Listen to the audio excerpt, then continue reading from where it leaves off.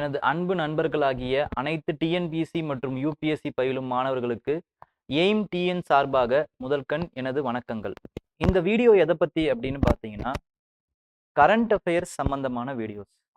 நம்ம எல்லாருமே ரொம்ப குழம்பக்கூடிய டாபிக்ஸ் அப்படின்னு பார்த்தீங்கன்னா அது கரண்ட் அஃபேர்ஸ் தான். ஏன் அப்படின்னா, ஸ்டாட்டிக்கா இருக்கட்டும் இல்லை கரண்ட் அஃபேர்ஸாக இருக்கட்டும், ஸ்டாட்டிக்ல உங்களுக்கு ஒரு டிஃபைன் சிலபஸ் இருக்கு, கரண்ட் அஃபேர்ஸ்லையும் இருக்கு. பட் ஸ்டாட்டிக்ல உங்களால் ஒரு ஒரு 10 நிமிஷம் இல்லைன்னா ஒரு அரை மணி நேரம் ஒரு சப்ஜெக்ட்ல உட்காந்தீங்க, ஒரு டாபிக்ல உட்காடுறீங்க அப்படின்னா உங்களுக்கு இதுல இருந்து அட்லீஸ்ட் என்ன வரும், எதை பத்தி வரும், எந்த ஆங்கிள் வரும் அப்படிங்கிறதெல்லாம் உங்களுக்கு தெரியும். ஸோ அதில் போட்டுற டைம் உங்களுக்கு ரிட்டர்ன்ஸாக திருப்பி கிடைக்கும். ஆனால் கரண்ட் அஃபேர்ஸில் என்ன ப்ராப்ளம்னு பார்த்தீங்கன்னா, அன்றாட நிகழ்வுகளாக இருக்கிறதுனால அதை எதை கான்சென்ட்ரேட் பண்ணணும், எதில் படிக்கணும், எதை பற்றி படிக்கணும், அதை பற்றி படித்தாலுமே அதில் எந்தெந்த காம்போனன்ட்ஸ் எக்ஸாம் ரிலேட்டடாக படிக்கணும், எதை ஞாபகம் வச்சுக்கணும், இந்த மாதிரியான விஷயங்கள் எல்லாருமே பல மாணவர்கள் கஷ்டத்தை உணருவாங்க. ஸோ அவங்களுக்காகவும் மற்றவங்க எக்ஸாமை அப்டேட் பண்ணுறவங்களுக்காகவும் கரண்ட் அஃபேர்ஸ் பற்றின அப்டேட் பண்ணுறதுக்காகவும் இந்த செஷன் இருக்க போகுது. இந்த மாதிரி வார வாரம் நமது டிஎன் எய்ம் சார்பாக நான் உங்களுக்கு கரண்ட் அஃபேர்ஸ் சொல்லித்தர போகிறேன். ஓகேங்களா? இப்போ கரண்ட் அஃபேர்ஸோட இம்பார்ட்டன்ஸ் என்ன அப்படிங்கிறத பார்ப்போம். கரண்ட் அஃபேர்ஸ் பார்த்தீங்க அப்படின்னா குரூப் 1ஆக இருக்கட்டும், குரூப் 2ஆக இருக்கட்டும், இல்லை குரூப் 4 மாணவர்களாக பயிலும் மாணவர்களாக இருக்கட்டும், எல்லாருக்குமே அவங்களுடைய அந்த சிலபஸ்லேருந்து சப்ஸ்டான்ஷியலாக ஒரு 10%லேருந்து 20% இந்த கரண்ட் அஃபேர்ஸை கேட்குறாங்க. அது மட்டும் இல்லாமல் உங்களுக்கு அந்த கட் ஆஃப் மார்க் ஏறுறதுக்கும் இறங்குறதுக்கும் இந்த கரண்ட் அஃபேர்ஸ் ரொம்பவே ஒரு யூஸ்ஃபுல்லான ஒரு சப்ஜெக்டாக இருக்க போகுது. ஆனால் இதில் என்ன பிரச்சனை அப்படின்னு பார்த்தீங்கன்னா, எதை எதில் எப்படி எந்த அளவுக்கு படிக்கணுன்றது தெரியாது. அதை பற்றின ஒரு முழு விவரம் தான் இதுக்கப்புறம் வார வாரம் வரப்போகிற நம்மளுடைய கரண்ட் அஃபேர்ஸ் கிளாஸஸ். இப்போ நம்ம கரண்ட் அஃபேர்ஸை பற்றி தெரிஞ்சுப்போம். ஒரு விஷயத்தை படிக்கிறதுக்கு முன்னாடி உங்கள் எல்லாருக்குமே தெரியும், எல்லா டீச்சர்ஸுமே இதை சொல்லியிருப்பாங்க. இருந்தாலும் ஏன் சார்பாகவும் ஒரு வாட்டி சொல்லிடுறேன். அந்த சப்ஜெக்டோடைய சிலபஸை முதல்ல பாருங்க. சிலபஸை பாருங்க, அதுக்கப்புறம் அதோடைய சோர்சஸை கண்டுபிடிங்க. அதுக்கப்புறம் அந்த சோர்சஸை எவ்வளவு லிமிட் பண்ண முடியுமோ லிமிட் பண்ணி திருப்பி திருப்பி படிங்க. இதுதான் ஃபர்ஸ்ட் மந்திரம். ஓகேங்களா? அப்போ நம்ம என்ன பண்ணணும், கரண்ட் அஃபேர்ஸ்லையும் பார்த்தீங்கன்னா ஃபர்ஸ்ட் உங்களுடைய சிலபஸை போய் பார்க்கணும். இப்போ நீங்கள் குரூப் 1 பயிலும் மாணவரா, குரூப் 2 பயிலும் மாணவரா, இல்லை குரூப் 3, 4 பயிலும் மாணவரா, இல்லை யூபிஎஸ்சி பயிலும் மாணவராகவே இருந்துட்டு போங்க. ஆனால் சிலபஸை ஃபர்ஸ்ட் பார்க்க வேண்டியது முதல் கண் முக்கியமானது. நெக்ஸ்ட் ப்ரீவியஸ் இயர் கொஸ்டின்ஸை போய் பார்க்கணும். அப்போதான் உங்களுக்கு எதை படிக்கணும், அந்த கொஸ்டின்ல எப்படி கேட்குறாங்க, எதை பற்றி கேட்குறாங்க அப்படிங்கிறதெல்லாம் புரியும். ஓகேங்களா?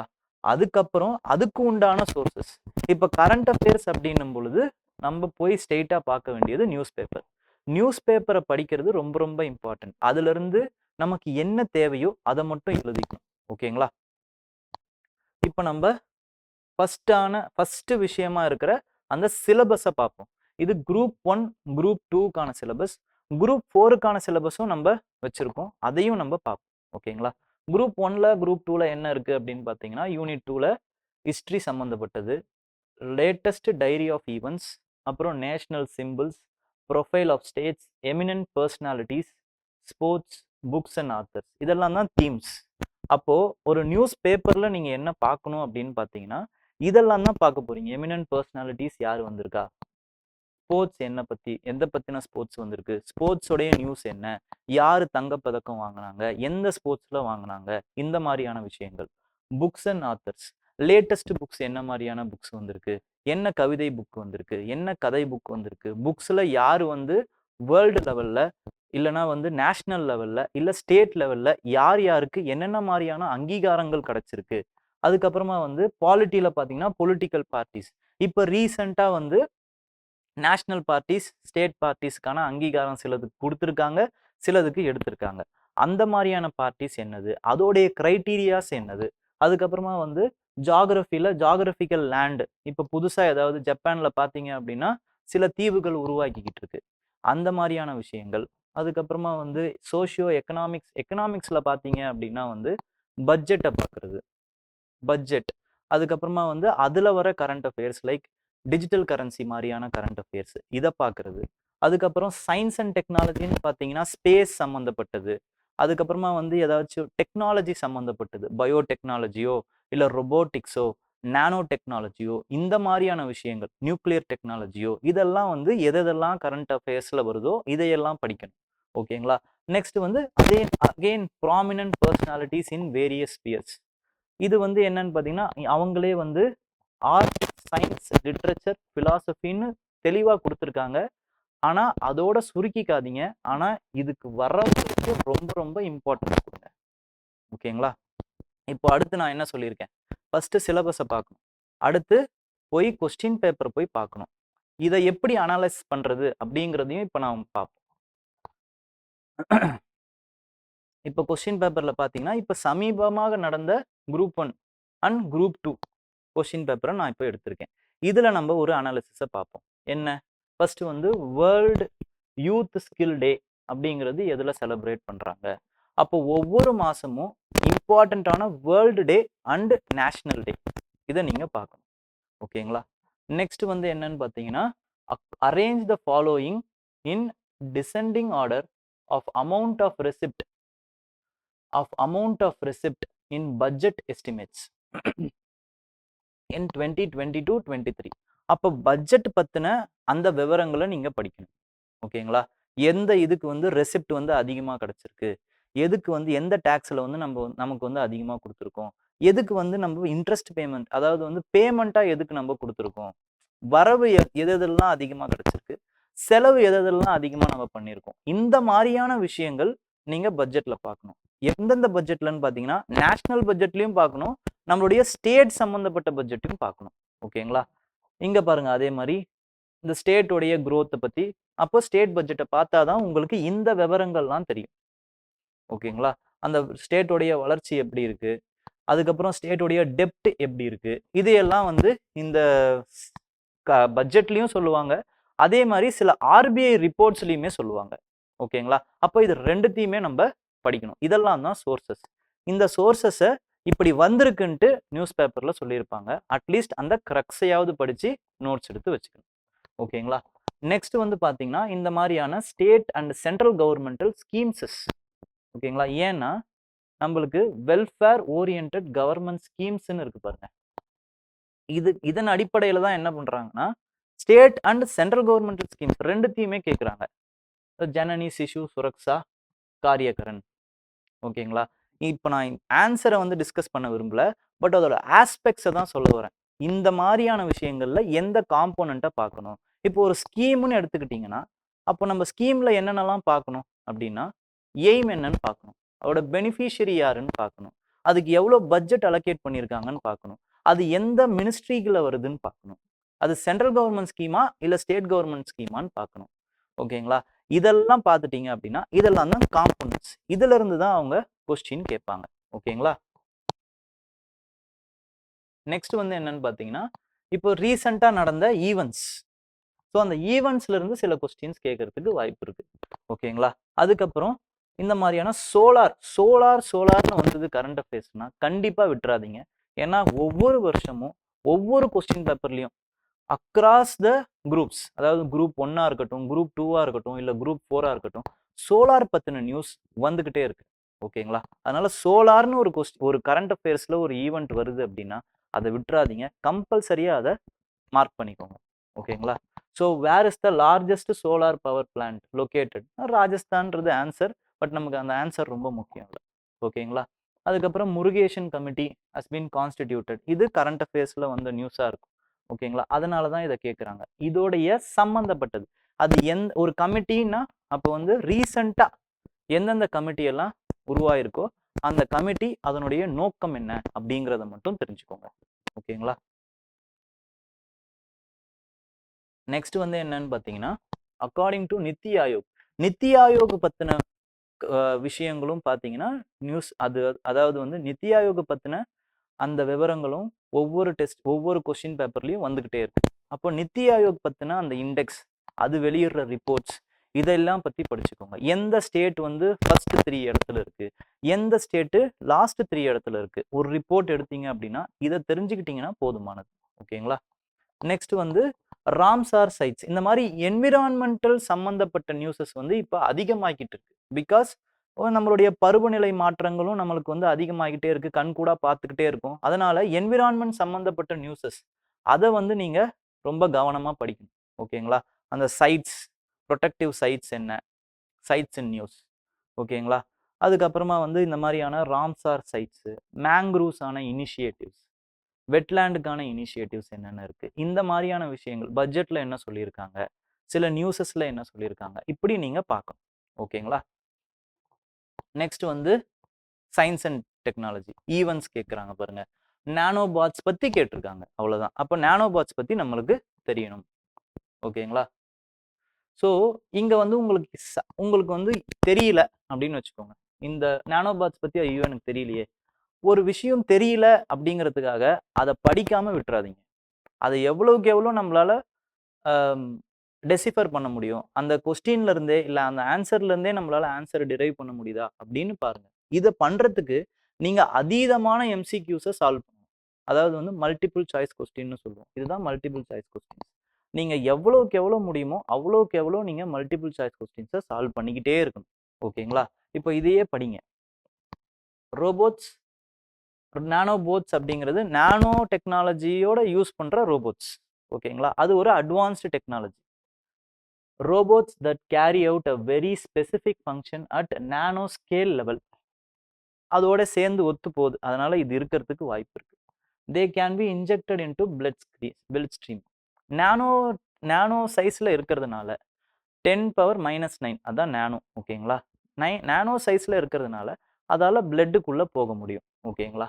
அதுக்கப்புறம் they can be used for measure toxic elements in the environment. Toxic லெவல்ஸ்ல இருக்கிற இதுவை என்விரான்மெண்ட்ல மெஷர் பண்ண முடியும் அப்படிங்கிற மாதிரி கொடுத்துருக்காங்க. இது எல்லாமே பாருங்க ஜெனரல் ஸ்டேட்மெண்ட்டா இருக்கும்.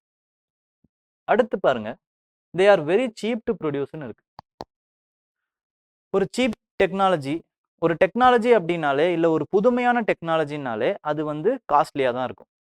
அது எப்படி சீப்பாக இருக்க முடியும்? அப்படி சீப்பாக ப்ரொடியூஸ் பண்ண முடியறதா இருந்தா அது இந்நேரத்துக்கு வந்து புழக்கத்துக்கு வந்திருக்கும், பொது மக்கள் கிட்ட அது கிடைச்சிருக்கும். ஓகேங்களா?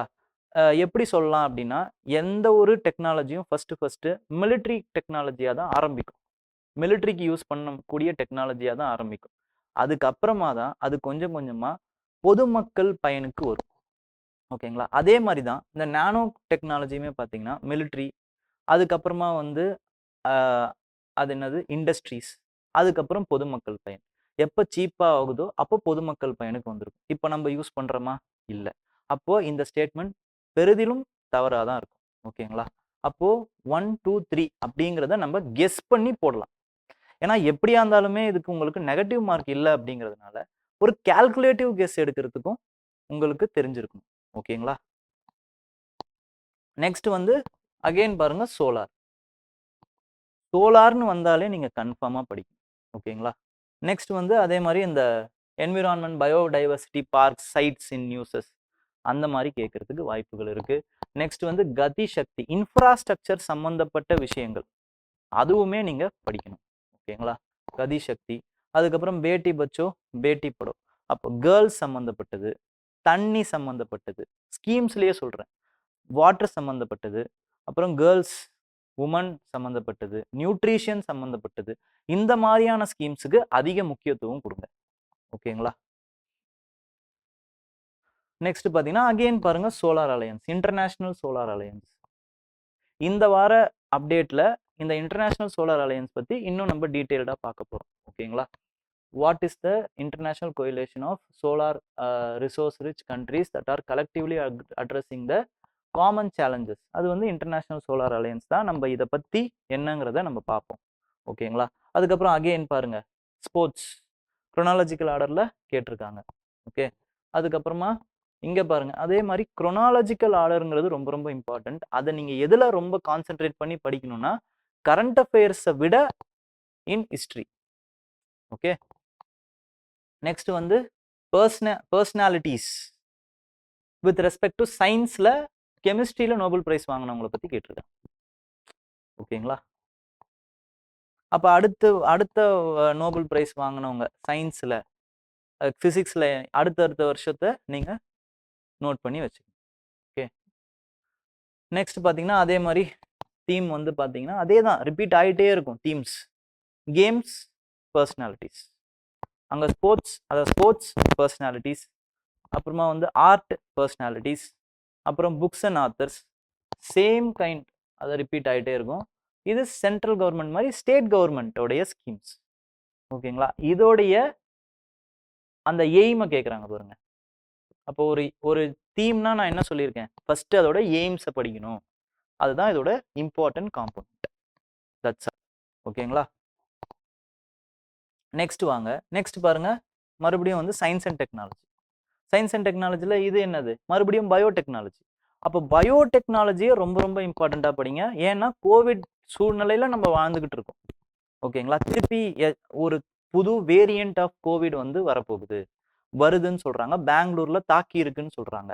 ஓகேங்களா? இதை பத்தின நியூஸஸ் வந்து அப்டேட் ஆக உங்களுக்கு நான் சொல்றேன். பட் கோவிட் பத்தின விஷயம் வர்றதுனால பயோடெக்னாலஜி சம்பந்தப்பட்ட எல்லா நியூஸுமே இம்பார்ட்டன்ட் ஆகுது. ஓகேங்களா? அப்போ அதை நல்லா கூடுதல் கவனத்தோட படிங்க. நெக்ஸ்ட் பாருங்க, சிட்டிசன்ஷிப் அமெண்ட்மெண்ட் ஆக்ட் பத்தி கேட்டிருக்காங்க. அப்போ ஒரு ஆக்ட் எல்லாம் நம்ம வந்து இவ்வளோ டீட்டெயில்டா படிக்கணுமா அப்படின்னா, ஏன் படிக்கணும்? பிகாஸ் மறுபடியும் சிலபஸ்ல இருக்கு. பொலிட்டிக்கல் சிஸ்டம், அந்த பொலிட்டிக்கல் சிஸ்டம்ல திருப்பி இது வருது. ஓகேங்களா? அதனால இதை படிக்கணும். அப்போ சிட்டிசன்ஷிப் அமெண்ட்மெண்ட் ஆக்ட் இப்ப திருப்பி இது நியூஸ்ல வருது.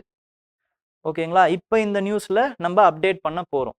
ஓகேங்களா? அடுத்தடுத்த வாரங்கள்ல நம்ம அப்டேட் பண்ணுவோம். முழு விவரங்கள் வந்த உடனே நம்ம அடுத்த வாரங்கள்ல இதை நம்ம அப்டேட் பண்ண போறோம்.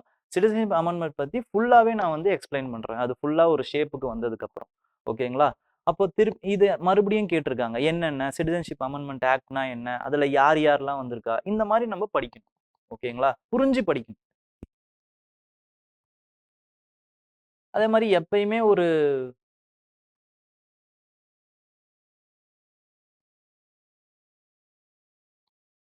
அகைன் பர்சனாலிட்டிஸ் இன் நியூஸ், இதுவுமே இம்பார்ட்டன்ட் பர்சனாலிட்டிஸ். என்னது, operation London Bridge funeral plan for Queen Elizabeth II, அவங்களுடைய ஃபர்னல் பிளான் பத்தி இந்த லண்டன் பிரிட்ஜ். ஓகேங்களா? ஏன்னா ஒரு ஃபேமஸ் பாட்டு இருக்கு, அதனால அதை பத்தின ஒரு நியூஸா இதை வச்சுட்டாங்க, London bridge is falling down அப்படின்ட்டு. நம்ம அதுக்குள்ளலாம் போக தேவையில்ல, but you can relate it. Okay. அதுக்கப்புறமா வந்து எய்ம் ஆஃப் பிரதான் மந்திரி உஜ்வாலா யோஜனா. உஜ்வாலா அப்படிங்கிறது என்னன்னா கிளீன் எனர்ஜி. ஓகேங்களா? எனர்ஜின்னு அர்த்தம் உஜ்வாலா. ஓகே. ஸோ அதை பத்தின விஷயங்கள். அதுக்கப்புறமா வந்து central bank digital currency.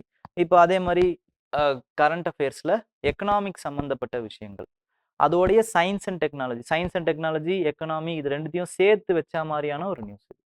Okay. So அப்போ கரண்ட் அஃபேர்ஸ்ல ஆர்பிஐ பத்தி ஏதாவது வந்ததுன்னா கண்டிப்பா படிக்கணும். அது ஒரு இம்பார்ட்டன்டான தீம். நெக்ஸ்ட் வாங்க. நெக்ஸ்ட் வந்து அதே மாதிரி கேஷ் த ரெயின் கேம்பெயின். இது எல்லாமே நான் எதுல இருந்து எடுத்திருக்கேன், 2022ல இருந்து வர சமீபத்துல நடந்த கொஸ்டின் பேப்பர். அதுல பாருங்க எவ்வளவு வந்திருக்கு. 2022ல குரூப் 1ல இவ்வளவு கொஸ்டின்ஸ் வந்திருக்கு. ஓகேங்களா? நெக்ஸ்ட் வந்து பெனிஃபிஷரிஸ் ஆஃப் மூவரூர் ராமாமிர்தம். நான் என்ன சொல்லியிருக்கேன், எய்ம் பாருங்க, அடுத்து பெனிஃபிஷரிஸ் பாருங்க, அதுதான் காம்போனன்ட். அப்ப அடுத்து பெனிஃபிஷரி கேட்டிருக்காங்க பாருங்க. ஓகேங்களா? Girls students who are studying from 6th to 12th are the beneficiaries. ஓகேங்களா? ஸோ நெக்ஸ்ட் வந்து பாத்தீங்கன்னா எண்ணும் எழுத்தும் scheme. So state government launch பண்ற எல்லா ஸ்கீமுமே நீங்க அத்துப்படியா இருக்கணும். அப்ப அதுக்கான பட்ஜெட் பாருங்க. பட்ஜெட்ல அந்த ஸ்கீம்ஸ் எல்லாம் சொல்லுவாங்க, புது ஸ்கீம்ஸ் லான்ச் பண்ணுவாங்க, அதுக்கான பட்ஜெட் அலோகேட் பண்ணுவாங்க. அலோகேட் பண்ணும்போதே அதோட பெனிஃபிஷரி யாரு, அதோட எய்ம் என்னன்னு சொல்லுவாங்க. அப்ப கண்டிப்பா பட்ஜெட் நீங்க கண்டிப்பா படிச்சே ஆகணும். ஓகேங்களா? நெக்ஸ்ட் அதே மாதிரி வந்து யூனிவர்சிட்டிஸ் சம்பந்தப்பட்டது, இது அமெண்ட்மெண்ட்ஸ் தான். அப்போ ரீசெண்ட் அமெண்ட்மெண்ட்ஸ் என்னென்னவோ அதெல்லாம் நீங்க படிக்கணும். ஓகேங்களா? நெக்ஸ்ட் வந்து டூரிசம் சம்பந்தப்பட்ட நியூஸ் இதுல வந்திருக்கு. நெக்ஸ்ட் போஷான் அபியான், நியூட்ரிஷன் சம்பந்தப்பட்டது. நெக்ஸ்ட் வந்து இது வந்து பாத்தீங்கன்னா இது குரூப் 4 சம்பந்தப்பட்ட நியூஸ். குரூப் 4 சம்பந்தப்பட்ட சிலபஸ். இந்த சிலபஸ் குரூப் 4 சம்பந்தப்பட்ட சிலபஸ். ஓகேங்களா? அப்போ இதுல என்ன சொல்லியிருக்காங்கன்னா திருப்பி அதே தான். என்னன்னா கொஞ்சம் சுருக்கி சொல்லியிருப்பாங்க. குரூப் 1 குரூப் 2ல விரிச்சு சொன்ன அந்த சிலபஸை இதுல கொஞ்சம் சுருக்கி சொல்லியிருப்பாங்க. சுருக்கமா சொல்லியிருப்பாங்க. அவ்வளவுதான். பாத்தீங்கன்னா லேட்டஸ்ட் டைரி ஈவெண்ட்ஸ், முன்னாடி ஹிஸ்டரி அப்படிங்கிற வார்த்தை இருந்திருக்கும். அந்த வார்த்தையை மட்டும் தூக்கிட்டு latest diary of events, national symbols, profile of the state, அதுக்கப்புறம் எமினன்ட் பர்சனாலிட்டிஸ், அதே தான் இருக்கும். இங்கேயும் சயின்ஸ் அப்படின்னு போட்டு science and technology latest events இருந்திருக்கும். இங்க latest invention in science and technology. ஜியாகிரபின்னு இருந்திருக்கும், ஜியாகிரபிக்கல் லேண்ட்மார்க்ஸ். எக்கனாமின்னு போட்டு கரண்ட் சோஷியோ எக்கனாமிக் அப்படின்னு இருந்திருக்கும். இங்க வெறும் கரண்ட் சோஷியோ எக்கனாமிக் இஷ்யூஸ், இவ்வளவுதான். அப்புறம் பாலிட்டின்னு போட்டு அதுக்கு உள்ள வந்து கவர்மெண்ட் ஸ்கீம்ஸ் அண்ட் பாலிசிஸ்ன்னு இருந்துச்சு GS1 குரூப் 1 குரூப் 2ல. இங்க welfare schemes for government political parties. Same அதையே வந்து ஒரு மாதிரி மாத்தி மாத்தி கொடுத்துருக்காங்க. இவ்வளவுதான். அப்போ குரூப் 1ல படிக்க வேண்டிய அதே போர்ஷன் கரண்ட் அஃபேர்ஸ் தான் குரூப் 2ல படிக்க போறீங்க. குரூப் 4 வரைக்கும் அதையே தான் படிக்க போறீங்க. யூபிஎஸ்சி ஸ்டூடெண்ட்ஸுமே அதையே தான் படிக்க போறோம். ஓகேங்களா? ஸோ எதுலையுமே வந்து பார்த்தீங்க அப்படின்னா வந்து வித்தியாசம் கிடையாது. ஆனால் அதுக்கான அப்ரோச்சஸ் தான் வேற. கொஞ்சம் இன்டெப்த்தாக நீங்கள் படிச்சீங்க அப்படின்னா குரூப் 1ல இருக்கிறவங்க உங்களால் மெயின்ஸில் கொஞ்சம் அதை கனெக்ட் பண்ணி ஈஸியாக எழுத முடியும். இவ்வளவு தானே தவிர மற்றபடி எல்லாருக்குமே பிலிம்ஸ் ப்ரிப்பரேஷனுங்கிறது சேம். ஓகேங்களா? இப்போ இதில் கேட்குற கேள்விகளையும் பாருங்க. இதில் கேட்ட கேள்விகள் என்ன அப்படின்னு பார்த்தீங்கன்னா மறுபடியும் பார்க்ஸ், நேஷனல் பார்க்ஸாக இருக்கும், இல்லைனா வந்து Mars missions. So science and technology பற்றி பார்த்தீங்கன்னா எக்ஸ்ட்ரா பிளானட்டரி அதை பற்றி கேட்டிருக்காங்க. ஓகேங்களா? நெக்ஸ்ட் வந்து ஜிஎஸ்டி பற்றி கேட்டிருக்காங்க. மறுபடியும் அதே மாதிரியே இருக்கு பாருங்க. ஓகேங்களா? இதில் வந்து நான் குரூப் 4ல ஒரு 2-3 வருஷ கொஸ்டின் பேப்பரை எடுத்து காமிச்சிருக்கேன். ஓகே, அதனால தான் வந்து இந்த இயரில் இருக்கு. அப்போ ஒரு ஒரு இயரோடைய விஷயத்தை இன்னொரு அடுத்த இயர்ல ப்ரிடிக்டும் பண்ண முடியும். அதே மாதிரியே தான் கேட்குறாங்க. ஓகேங்களா? அப்போ அதை அப்டேட் பண்ணிக்கிட்டா போதுமான. Revenue of the government of India descending order. Government of இந்தியாவும் படிக்கணும், ஸ்டேட்டும் படிக்கணும். ரொம்ப ரொம்ப இம்பார்ட்டன்ட். நெக்ஸ்ட் பாருங்க, இங்க geographical indication take, geographical landmarks. புரியுதுங்களா? அதோட ரிலேட் பண்ணிக்கலாம். இந்த இது எல்லாமே போர்ஷனுக்குள்ளேயே தாங்க இருக்கும். நம்ம படிக்கிறது அதை பார்த்துட்டு அதை புரிஞ்சுக்கிட்டு எந்த நியூஸை பார்க்கணுங்கிறது தான், வேற ஒன்றும் கிடையாது. அதோடைய காம்போனன்ஸை படிக்க வேண்டியது. காம்போனன்ஸை படிக்கிறதுக்கு ப்ரீவியஸ் இயர் கொஸ்டின் பேப்பரை பார்க்குறோம், திருப்பி வந்து எம்சிக்யூஸை சால்வ் பண்ணுறோம். சால்வ் பண்ணாலே அதுக்கப்புறமா வந்து நோட் பண்ணி வச்சுக்கிறோம், திருப்பி திருப்பி படிக்கிறோம், மண்டையில் ஏறிடும். ஓகேங்களா? தென் இங்கே பஞ்சாயத்து ராஜ், அங்கே யூத் டெவலப்மெண்ட் டே, இங்கே பஞ்சாயத்து ராஜ் டே. இங்கேயும் பாருங்க, dash is not part of Tamil Nadu's first multi modal logistic park. இதெல்லாம் பார்த்தீங்க அப்படின்னா தெரிஞ்ச ஆன்சர், இல்லைன்னா இல்லை. ஆனால் உங்களுக்கு போன வாட்டி நான் எப்படி சொன்னோம் அதே மாதிரி இங்கே எலிமினேஷன் டெக்னிக்கை யூஸ் பண்ண முடியும். இங்கே எப்படின்னு பார்த்தீங்கன்னா, இங்கே பாருங்க, தமிழ்நாட்டின் முதலாவது பல் முனையகம் சரக்கு போக்குவரத்து பூங்கா. பல் முனையகம். ஓகேங்களா? சரக்கு போக்குவரத்து. சரக்கு போக்குவரத்து அப்படிங்கிறது என்னன்னா இந்த இம்போர்ட் அண்ட் எக்ஸ்போர்ட்டுக்கு தான் இதை சொல்லுவாங்க, லாஜிஸ்டிக்ஸ். ஓகேங்களா? ஸோ இந்த லாஜிஸ்டிக்ஸ் வந்து எது எது பார்ட் இல்லைன்னு கேட்குறாங்க. அப்போ லாஜிஸ்டிக் எந்த சம்பந்தமே இல்லாத ஒரு விஷயம் தான், ஆட்மேன் அவுட்டாக தான் இருக்க போகுது இந்த இதுவுமே. அப்போ எதுலன்னு பாருங்க, அதுதான் ஆன்சர். இங்க சென்னை போர்ட்னு வருது. போர்ட் எதுக்கு யூஸ் பண்ணுவாங்க? எக்ஸ்போர்ட் இம்போர்ட்டுக்கு தான் யூஸ் பண்ணுவாங்க. இது பார்ட் தான் அப்போ வரும். தமிழ்நாடு இண்டஸ்ட்ரியல் டெவலப்மெண்ட் கார்பரேஷன் வருது. இண்டஸ்ட்ரி எதுக்கு பண்ணுவாங்க? எக்ஸ்போர்ட் அண்ட் இம்போர்ட்டுக்கு தான் இண்டஸ்ட்ரியை வந்து டெவலப் பண்ணுவாங்க. அடுத்து நேஷனல் ஹைவேஸ் லாஜிஸ்டிக்னே வருது. லாஜிஸ்டிக்ங்கிறது என்னது? அந்த கடந்து போறதுக்கான ஒரு விஷயங்கள். ஓகேங்களா? ஒரு சரக்கை ஒரு இடத்துல இருந்து இன்னொரு இடத்துக்கு எவ்வளவு சுலபமா நீங்க கொண்டு போறீங்க அப்படிங்கிற அந்த விஷயத்தை தான் லாஜிஸ்டிக்ஸ்ன்னு சொல்லுவாங்க. அப்ப இதுவுமே எக்ஸ்போர்ட் அண்ட் இம்போர்ட்டுக்கு தேவைப்படும். இங்க பேர்லயும் லாஜிஸ்டிக்ஸ்ன்னு இருக்கு. இங்க பாருங்க, சென்னைஸ் மெட்ரோபாலிட்டன் டெவலப்மெண்ட் அத்தாரிட்டி. இதுக்கும் எக்ஸ்போர்ட் இம்போர்ட்டுக்கும் என்ன சம்பந்தம்? சென்னையை ஓவராலா டெவலப் பண்றதுக்கான விஷயம் இது. அப்போ இதுதான் ஆட்மேன் அவுட்டா இருக்கு அப்படிங்கிறதையும் நம்ம கண்டுபிடிக்கலாம். இது எப்படி வரும் அப்படின்னு பார்த்தீங்கன்னா, ஒரு கூடுதல் பயிற்சியின் மூலமா தான் இதை நம்ம பார்க்க முடியும். இந்த மாதிரிலாம் செயல்படுத்த முடியும். ஓகேங்களா? Again Jnanpith award. இதுவுமே வந்து புக்ஸ் அண்ட் ஆத்தர். ஓகேங்களா? நெக்ஸ்ட் இங்கேயும் பாருங்க சோலார் பவர்டு மெட்ரோ. சோலார் வருதா? நெக்ஸ்ட் இங்க வாங்க, environment day, world environment day. Again central government water conservation. So water is a recurring theme. Water பாருங்க வந்துகிட்டே இருக்கு பாருங்க. வாட்டர், கேர்ள்ஸ், நியூட்ரிஷன், இதெல்லாம் தான் தீம்ஸ். ஓகேங்களா? கவர்மெண்ட்டை பொறுத்த வரைக்கும். Then again per capita income of Tamil Nadu. Per capita income of Tamil Nadu. அப்ப per capita income of India கேட்கலாம். இதுல எது இருக்கோ அதை ரிவர்ஸ் பண்ணிடுங்க, அதையும் சேர்த்து படிங்க அந்தந்த பட்ஜெட்ல. ஓகேங்களா? அதே மாதிரி இங்க பாருங்க, who was the first Indian transgender to be awarded Padmashri. ஒவ்வொரு வருஷமும் நிறைய பேருக்கு, கிட்டத்தட்ட 70 பேருக்கு பத்மஸ்ரீ, பத்மபூஷன், பத்ம விபூஷன் கொடுப்பாங்க. அப்ப எல்லார் பேரையும் என்னால எப்படி ஞாபகம் வச்சுக்க முடியும் அப்படின்னு பாத்தீங்கன்னா, அந்த கரண்ட் அஃபேர் சம்பந்தப்பட்டது இந்த பத்மஸ்ரீல இல்ல. அந்த நியூஸ் எதுல இருக்குன்னு பாத்தீங்க அப்படின்னா, ஃபர்ஸ்ட் இந்தியன் டிரான்ஸ்ஜெண்டர், இதுல தான் அதோடைய சிக்னிஃபிகன்ஸ் இருக்கு. அப்போ எதெல்லாம் ஃபர்ஸ்ட்னு வருதோ கரண்ட் அஃபேர்ஸ்ல அதை நீங்க படிக்கணும். அது மட்டும் இல்லாம இவங்களுடைய கூடுதல் சிறப்பு என்ன தெரியுமா? நர்த்தகி நட்ராஜ்க்கு இவங்க தமிழ்நாட்டை சேர்ந்தவங்க. இந்த திருநங்கை தமிழ்நாட்டை சேர்ந்தவங்க. அப்போ அது இன்னும் கூடுதல் மதிப்பு வருது. அப்போ நீங்க அதை இன்னும் கூடுதலா படிக்கணும். அப்போ ஒரு விஷயம் ஃபர்ஸ்ட்னு வந்தா, அதுக்கப்புறம் அது தமிழ்நாட்டை சேர்ந்ததாகவும் இருந்தா அதோட இம்பார்ட்டன்ஸ் வந்து அதிகமாகுது. இதை நீங்க பார்க்கணும். ஓகேங்களா? நெக்ஸ்ட், அப்ப இதை வச்சு நான் என்ன பண்ணியிருக்கேன் அப்படின்னு பாத்தீங்கன்னா, எதெல்லாம் தீம்ஸ், இம்பார்ட்டன்ட் தீம்ஸ், இது மட்டும்தான் படிக்கணும்ன்ற அவசியம் கிடையாது. பட் இதையும் சேர்ந்து படிக்கணும். இதுதான் ரொம்ப இம்பார்ட்டன்ட். இது இல்லாம சில விஷயங்கள் இருக்கு. ஓகேங்களா? இப்போ நம்ம என்ன பண்ண போறோம் அப்படின்னு பாத்தீங்கன்னா, இதுக்கப்புறம் வாரம் நம்மளுடைய கரண்ட் அஃபேர்ஸ் ப்ரோக்ராம் வரப்போகுது. ஓகேங்களா?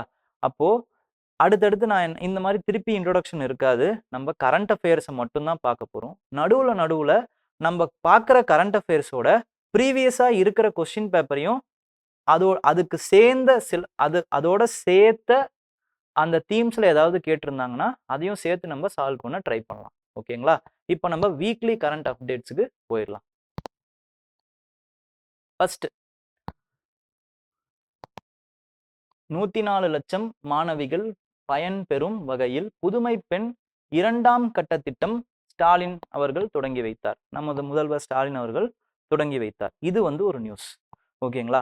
அப்போ இந்த நியூஸ்ல இருந்து நம்ம என்ன பண்ணணும்? புதுமை பெண் திட்டம்னா என்னங்கிறத பார்க்கணும். புதுமை பெண் திட்டம்ங்கிறது என்னன்னா, இதை ஆல்ரெடி கேட்டிருக்காங்க, இருந்தாலும் திருப்பி கேட்கறதுக்கு வாய்ப்பு இருக்கு. அதனால திருப்பி நம்ம சொல்லிடலாம். இப்போ புதுமை பெண் திட்டம் அப்படிங்கிறது 6லிருந்து 12 வரை இருக்கும் மாணவிகளுக்கான திட்டம். அவங்களுடைய எஜுகேஷனை தொடரணும், ஹையர் எஜுகேஷனை தொடரணும் அப்படிங்கிறதுக்காகவும் அவங்கள ஊக்குவிக்கணும் அப்படிங்கிறதுக்காகவும் தமிழ்நாடு அரசு எடுத்திருக்க திட்டம். இது யார் பேர்ல எடுத்திருக்காங்க அப்படின்னு பாத்தீங்கன்னா, மூவலூர் ராமாமிர்தம் அம்மையார் பேர்ல அந்த திட்டத்தை வடிவமைச்சிருக்காங்க. ஓகேங்களா? அப்ப யார் இந்த மூவலூர் ராமாமிர்தம் அம்மையார் அப்படிங்கிறதும் நீங்க படிக்கணும். அதுவும் ரொம்ப ரொம்ப இம்பார்ட்டன்ட். அப்ப யார் இந்த மூவலூர் ராமாமிர்தம் அம்மையார் அப்படின்னு பாத்தீங்கன்னா, அவங்க ஒரு சமூக போராளி. அவங்களுடைய அந்த கஷ்டத்துல இருந்து, ரொம்ப பாவர்ட்டியா இருந்திருக்காங்க. அந்த பாவர்ட்டில இருந்து அவங்க பெண் விடுதலைக்காக போராடியவங்க. ஓகேங்களா? அவங்க என்னென்னலாம் பண்ணியிருக்காங்க அப்படின்னு பாத்தீங்கன்னா, தேவதாசி முறை அதை எதிர்த்து சண்டை போட்டிருக்காங்க.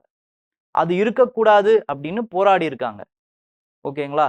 அது மட்டும் இல்லாம அவங்க அதுக்கான ஒரு சங்கத்தையும் ஆரம்பிச்சிருக்காங்க அதை எதிர்த்து.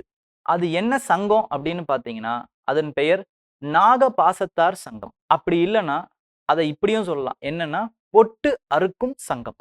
ஓகேங்களா? இவங்கள்ல இருந்து இன்ஸ்பிரேஷனா எடுத்துதான் டாக்டர் முத்துலட்சுமி ரெட்டி அவங்க இந்த தேவதாசி முறையை எதிர்த்து தமிழ்நாடு சட்டமன்றத்துல போராடி இருக்காங்க. ஓகேங்களா? ப்ரீ இண்டிபெண்டன்ஸுக்கு முன்னாடி இது நடந்தது. ஓகே,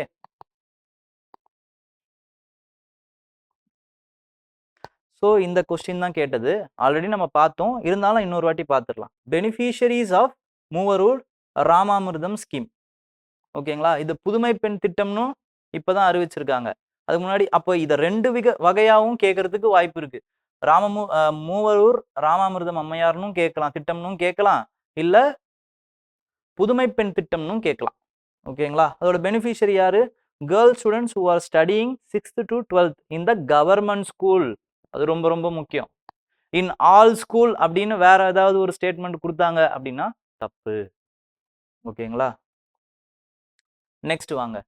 இங்க archaeological survey of India Keezhadi பத்தி சொல்லியிருக்காங்க, கீழடி ரிப்போர்ட் பத்தி சொல்லியிருக்காங்க. ஓகேங்களா? அப்போ இதுல இந்த நியூஸ்ல 2 கீவேர்ட் இருக்கு. ஒன்னு வந்து கீழடி பத்தி, இன்னொன்னு வந்து சங்கம் ஏஜ் பத்தி. ஓகேங்களா? அப்போ திடீர்னு ஒரு ஸ்டேட்மெண்ட் சங்கம்ல இருந்தெல்லாம் வராது. இந்த மாதிரி கரண்ட் அஃபேர்ஸ் நியூஸ்ல அது வந்து பிரதிபலிச்சிருக்கலாம். அதனால அதன் விளைவா வந்து கரண்ட் அஃபேர்ஸ்ல அதை கேட்கறதுக்கு வாய்ப்பு இருக்கு. அப்போ நம்ம முதல்ல என்ன பண்ணணும்? கீழடி பத்தி படிக்கணும், தெரிஞ்சுக்கணும். அதுக்கப்புறம் சங்கம் ஏஜ் பத்தி தெரிஞ்சுக்கணும். ஃபர்ஸ்ட் கீழடி பத்தி பார்த்துருவோம். கீழடி அப்படிங்கிறது ஒரு மதுரை பக்கத்துல இருக்கிற ஒரு இடம். ஓகேங்களா? அது எந்த ஆறின் பக்கத்துல இருக்குன்னு பாத்தீங்கன்னா வைகை ஆற்றின் பக்கத்துல இருக்கிற புராதனமான ஒரு இடம், பழமையான ஒரு இடம். அதை என்ன பண்ணியிருக்காங்க அப்படின்னு பாத்தீங்கன்னா, அதை வந்து ஆர்கியாலஜிக்கல் சர்வே அந்த கீழடியில சர்வே பண்ணும் பொழுது பல புராதனமான விஷயங்களை கண்டுபிடிச்சிருக்காங்க. அது சங்கம் ஏஜ் ஓட ஒத்து போகுது. அதனால சங்கம் ஏஜ் என்ன பண்றாங்க அப்படின்னு பாத்தீங்கன்னா, இதுக்கு முன்னாடி பிலீவ் பண்ணப்பட்டது 300 பிசில இருந்து 300 ஏடி வரைக்கும் தான் சங்கம் ஏஜை பிலீவ் பண்ணாங்க. இப்போ 800 ஏடி வரைக்கும் அந்த சங்கம் ஏஜ் அதுக்கு முன்னாடியே இருந்திருக்கு. 800 பிசி வரைக்கும் அந்த சங்கம் ஏஜ் முன்னாடியே இருந்திருக்கு அப்படிங்கறத வந்து தள்ளி வச்சிருக்காங்க. இது எதோடைய இந்திய ஹிஸ்டரியோட எதோட ஒத்து போகுது அப்படின்னு பாத்தீங்கன்னா, செகண்ட் அர்பனைசேஷன்ற காலகட்டத்தோட இது ஒத்து போகுது. ஃபர்ஸ்ட் அர்பனைசேஷன்ற காலகட்டம் எதுன்னு பாத்தீங்கன்னா இண்டஸ் வேலி சிவிலைசேஷன். அதுக்கப்புறமா வந்து அந்த சிவிலைசேஷன் வீழ்ச்சி அடைஞ்சு வேதிக் கல்ச்சரா மாறி அதுக்கப்புறமா தான் வந்து பல மகா ஜனபதாஸ்கள் உருவாகுது. அதை தான் நம்ம என்ன பண்றோம்னா second urbanisation phase in Indian ஹிஸ்டரின்னு சொல்றோம். அந்த காலகட்டத்தோட இந்த கீழடியை நம்ம வந்து என்ன பண்ணலாம்னு பாத்தீங்கன்னா ஒத்து போக வைக்கலாம். ஆனால் இதுல என்ன இன்னும் கூடுதலா சொல்றாங்க அப்படின்னா, இந்த கீழடிக்கு இண்டஸ் வேலி சிவிலைசேஷன் வரைக்கும் கூட தொடர்பு இருக்கலாம் அப்படின்னு சில பேர் வந்து சொல்றாங்க. அதுக்கு இன்னும் சில ஆராய்ச்சிகள், இன்னும் சில அந்த சர்வேக்களை வந்து அந்த கீழடியில எடுக்கணும் அப்படிங்கிறது தமிழக அரசுடைய மக்களுடைய வேண்டுகோளா இருக்கு. ஓகேங்களா? இது ஒரு இம்பார்ட்டன்டான விஷயம். அந்த கீழடியில என்னென்னலாம் கிடைச்சிருக்கு அப்படிங்கிறது அடுத்த இம்பார்ட்டன்டான நியூஸ். என்னென்னலாம் கிடைச்சிருக்கு அப்படின்னு பாத்தீங்கன்னா, லக்ஸரி ஐட்டம்ஸ், அப்புறமா வந்து இன்டர்னல் அண்ட் எக்ஸ்டர்னல் ட்ரேடுக்கான ப்ரூஃப் கிடைச்சிருக்கு. அது மட்டும் இல்லாம பாட்டரி கிடைச்சிருக்கு. பாட்டரி இருக்கு பாத்தீங்களா, பானை பண்டங்கள், அது கிடைச்சிருக்கு. அதனால என்ன சொல்றாங்க அப்படின்னு பாத்தீங்கன்னா, அது மட்டும் இல்லாம அந்த பாட்டரிக்குள்ள தமிழ் பிரம்மி ஸ்கிரிப்ட் இருக்கு. அப்போ இந்த தமிழ் பிரம்மி ஸ்கிரிப்ட்னால என்ன தெரியுது அப்படின்னு பாத்தீங்கன்னா, தமிழ் திருப்பி ஒரு தொன்மையான மொழி அப்படிங்கிற அந்த ஆதாரம் நமக்கு இன்னும் நல்லா விவரமா புரியுது அப்படிங்கிறத நம்ம புரிஞ்சுக்கலாம். ஓகேங்களா? நெக்ஸ்ட் என்னன்னா, சில gold items, copper article, semi precious and shell bangles, ivory கோம்னா யானை தந்தத்தினால் ஆன பொருள், அதான் ஐவரின்னு சொல்லுவாங்க. அந்த ஐவரியில கோம்பு கிடைச்சிருக்கு. ஓகேங்களா? இந்த மாதிரியான விஷயங்களும் கிடைச்சிருக்கு. இது வந்து ஒரு நாகரீகமான சமுதாயமாக வாழ்ந்திருக்காங்கிறதும் நமக்கு தெரியுது. எதன் மூலமா? அவங்க ரோடு கட்டியிருக்காங்க, அவங்க பிரிக்ஸ் வச்சு வீடு கட்டியிருக்காங்க. இதெல்லாம் வச்சும் அதுக்கப்புறம் இந்த புராதன பொருட்களை வச்சும் நம்ம கண்டுபிடிக்கிறோம். ஓகேங்களா? இதெல்லாம் தான் வந்து கீழடி பத்தின விஷயங்கள் நம்ம தெரிஞ்சுக்க வேண்டியது. இதுக்கப்புறம் சங்கம் ஏஜுக்கு வருவோம். சங்கம்ல நம்ம என்ன தெரிஞ்சுக்கணும் அப்படின்னு பாத்தீங்கன்னா, இது எல்லாமே ஸ்டாட்டிக் சம்பந்தப்பட்டது. அப்போ ஒரு விஷயம் நீங்க திருப்பி சங்கம்னு கரண்ட் அஃபேர்ஸ்ல படிக்கிறீங்க, ஸ்ட்ரெயிட்டா போங்க, ஸ்டாட்டிக்கை பாருங்க, படிங்க. ஓகேங்களா? மேலோட்டமா சொல்லணும்னா சங்கம் பத்தி அந்த ஏஜை வந்து 3 சங்க காலமா பிரிக்கலாம். ஓகேங்களா? முதற் சங்கம், இடைச்சங்கம், கடைச்சங்கம்னு பிரிப்பாங்க. இது முக்கியமா மதுரை மன்னர்கள், ஓகேங்களா, மதுரைன்றதை விட பாண்டிய மன்னர்கள் தான் இந்த சங்கம் ஏஜை வந்து பேட்ரன்ஸா இருந்திருக்காங்க. பேட்ரன்ஸ்னா காசு கொடுத்து வளர்த்துருக்காங்க. என்னத்தை வளர்த்துருக்காங்க அப்படின்னு பார்த்தீங்கன்னா, தமிழ் மொழியை வளர்த்துருக்காங்க. ஓகேங்களா? இதுதான் கீழடி. இந்த ஆறு தான் வைகை ஆறு. ஓகேங்களா? அதனால தான் இதை என்ன பண்றாங்கன்னா, வைகை சிவிலைசேஷன், வைகை வேலி சிவிலைசேஷன் சொல்றாங்க. இந்த ஸ்ட்ரக்சர் இருக்கு பாத்தீங்களா, பாட் ஷெட் மாதிரியான ஸ்ட்ரக்சர். இந்த மாதிரியான ஸ்ட்ரக்சர் இண்டஸ் வேலி சிவிலைசேஷன்லயும் சில சீல்ஸ்ல இருந்திருக்கு. அதனால இண்டஸ் வேலி கூட இதை நம்ம ஒப்பிடலாம் அப்படின்னு சில ஆராய்ச்சி முடிவுகள் தெரிவிக்கிறாங்க. ஆனா இதுக்கான கூடுதல் விவரங்கள் தெரியற வரைக்கும் இதை நம்ம ஒண்ணு அப்படின்னு சொல்ல முடியாது. ஓகேங்களா? அதனாலதான் கூடுதல் விவரங்கள், கூடுதல் ஆராய்ச்சிகள் தேவை இந்த அடிப்படையில அப்படிங்கிறது நிறைய பேர் கருத்தா தெரிவிக்கிறாங்க. ஓகேங்களா? இது பாட் ஷெட் ஸ்ட்ரக்சர். இது ரொம்ப ரொம்ப இம்பார்ட்டன்டான structure in Keeladi. Okay, next பாத்தீங்க அப்படின்னா வந்து period of city port city in Poompuhar. பூம்புகாரை பத்தின ஒரு நியூஸ் வந்திருக்கு. என்ன நியூஸ் அப்படின்னு பாத்தீங்கன்னா, பூம்புகார் இது வரைக்கும் நம்ம எல்லாருமே வந்து ஒரு கணிசமா எப்படி புரிஞ்சிருக்கும் அப்படின்னா, அது ஒரு சங்க காலத்துல இருந்த ஒரு நகரம். ஓகேங்களா? அந்த நகரம் யாருடைய பீரியட்ல வந்து ரொம்ப பாப்புலர் ஆச்சு அப்படின்னு பாத்தீங்கன்னா, சோழாஸ், சங்கம் சோழாஸ்ன்னு சொல்லுவாங்க. அவங்களோட பீரியட்ல அந்த சிட்டி வந்து பாப்புலர் ஆச்சு. எதனால அந்த சிட்டி பாப்புலர் அப்படின்னு பாத்தீங்கன்னா, ட்ரேடுனால, வணிகம் பண்ணதுனால. வணிகர்கள் நிறைய பேர் அதுல இருந்தாங்க, போனாங்க. அப்ப அது வந்து என்னன்னு பாத்தீங்கன்னா, ஒரு போர்ட் சிட்டியா இருந்தது. ஓகேங்களா? இதை யூபிஎஸ்சிலையும் சில டைம் கேட்டிருக்காங்க. பூம்புகார் பத்தின சில அந்த போர்ட்ஸ் பத்தின சில விஷயங்கள்லாம் கேட்டிருக்காங்க. ஓகேங்களா? இப்போ என்ன சொல்றாங்கன்னா, இந்த பூம்புகார் நம்ம எல்லாருமே வந்து 2500 வருஷத்துக்கு முன்னாடி இருந்த ஒரு நகரம் அப்படின்னு தான் நினைச்சுக்கிட்டு இருக்கோம். ஆனா பாரதிதாசன் கல்லூரியில இருக்கிற சில பேர், டிபார்ட்மெண்ட் ஆஃப் ரிமோட் சென்சிங்ல இருக்கிற பாரதிதாசன் யூனிவர்சிட்டி கல்லூரியில இருக்கிற சில அறிஞர்கள் என்ன சொல்றாங்கன்னா, ஆராய்ச்சி பண்ணி 15,000 வருஷத்துக்கு முன்னாடியே இந்த பூம்புகார் நகரம் இருந்திருக்கு அப்படின்னு சொல்றாங்க. ஆனா அது எந்த அளவுக்கு உண்மை, சில பேர் வந்து அதை ஏத்துக்க மாட்டாங்க. நம்ம அந்த சர்ச்சைக்குள்ள போக விரும்பல. பட் பூம்புகார் அப்படிங்கிற அந்த விஷயம் வந்து கரண்ட் அஃபேர்ஸ்ல வந்துருச்சு. ஓகேங்களா? இப்ப என்ன பண்ணணும் அப்படின்னா, இதனுடைய இம்பார்ட்டன்ஸ் என்ன அப்படின்னா, ட்ரேடு தான் இதோட இம்பார்ட்டன்ஸ். இதை எதுலெல்லாம் சொல்லியிருக்காங்க, எந்த எந்த நூல்கள்லாம் சொல்லியிருக்காங்க அப்படிங்கிறத பார்க்கணும். ஓகேங்களா? மணிமேகலையில சொல்லியிருக்காங்க. ஓகேங்களா? மணிமேகலையில என்ன சொல்லியிருக்காங்க அப்படின்னு பார்த்தீங்கன்னா, இந்த பூம்புகார் பத்தி எப்படி டிஸ்ட்ராய் ஆச்சு இந்த பூம்புகார் அப்படிங்கிறத சொல்லியிருக்காங்க. கடலுக்குள்ள போச்சு அப்படிங்கிறத சொல்லியிருக்காங்க.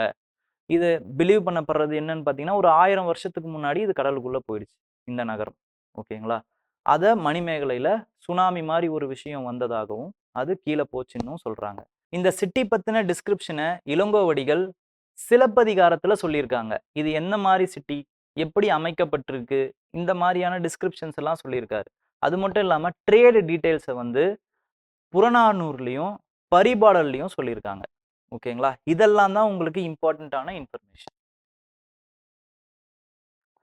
நெக்ஸ்ட் வந்து என்னன்னு பார்த்தீங்கன்னா, தென்பெண்ணை பேங்க்ஸ்ல ஈரோ ஸ்டோனுக்கான ஈரோ ஸ்டோனை வந்து கண்டுபிடிச்சிருக்காங்க. ஓகேங்களா? தென்பெண்ணை அப்ப எங்க இருக்குங்கிறது ரொம்ப இம்பார்ட்டன்ட். தென்பெண்ணை திருநெல்வேலியில இருக்கு. ஓகேங்களா? அந்த இது ரொம்ப இம்பார்ட்டன்ட். நெக்ஸ்ட் வந்து என்னன்னு பார்த்தீங்கன்னா, ஈரோ ஸ்டோன் அப்படின்னா என்ன?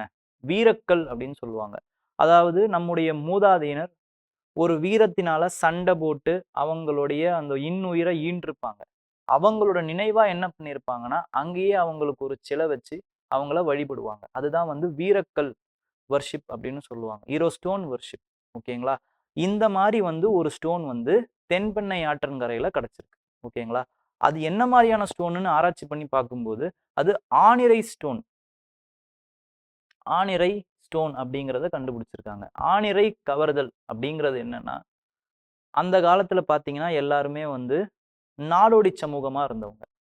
நாடோடி சமூகத்துல அவங்களுடைய மிகப்பெரிய சொத்தே என்ன அப்படின்னு பாத்தீங்கன்னா, அவங்களுடைய பசு மாடுகள் தான்.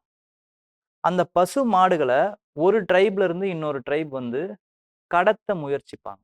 அந்த சொத்தை திருடிக்கிட்டு போக நினைப்பாங்க. அதுக்கு பேர் தான் என்னன்னு பாத்தீங்கன்னா, ஆணிரை கவர்தல். ஓகேங்களா? அந்த காப்பாத்துறதுக்கு பேர் வந்து என்னன்னு பாத்தீங்கன்னா, கோபாலன். அதான் கோ அப்படிங்கிறது பசு அப்படின்னு அர்த்தம். ஓகேங்களா? Leader. Leader of the tribal அப்படிங்கிறது கோபாலன் அப்படின்னு சொல்லுவாங்க. ஓகேங்களா? அந்த மாதிரி ஒரு ட்ரைபல் லீடர் தன்னுடைய ஆடுகளை தன்னுடைய மாடுகளை காப்பாற்றும் முயற்சியில தன்னுடைய இன்னுயிரை ஈர்ந்திருக்காரு. அவருக்கு என்ன பண்ணியிருக்காங்க அப்படின்னு பார்த்தீங்கன்னா, அங்க ஒரு வீரக்கல்ல நட்டு வழிபட்டிருக்காங்க. இந்த ஸ்டோன் எந்த காலத்துல அங்க நட்டிருக்காங்க அப்படின்னு பார்த்தீங்கன்னா, பல்லவா கிங் சிங்க விஷ்ணு அப்படிங்கிறவரோட ஆட்சி காலத்துல அவருடைய 11th இயர்ல இதை நட்டிருக்காங்க. இதுல என்ன இம்பார்ட்டன்டான விஷயம்னு பார்த்தீங்கன்னா, யார் இந்த பல்லவா கிங்ங்கிறது ரொம்ப ரொம்ப இம்பார்ட்டன்ட். ஓகேங்களா? அப்ப இந்த யார் இந்த பல்லவா கிங் அப்படின்னா, இவரு தான் இந்த பல்லவா டைனாசிட்டியே எஸ்டாப்ளிஷ் பண்ணவர். இவரு தான் மகேந்திரவர்ம பல்லவனுடைய தந்தை.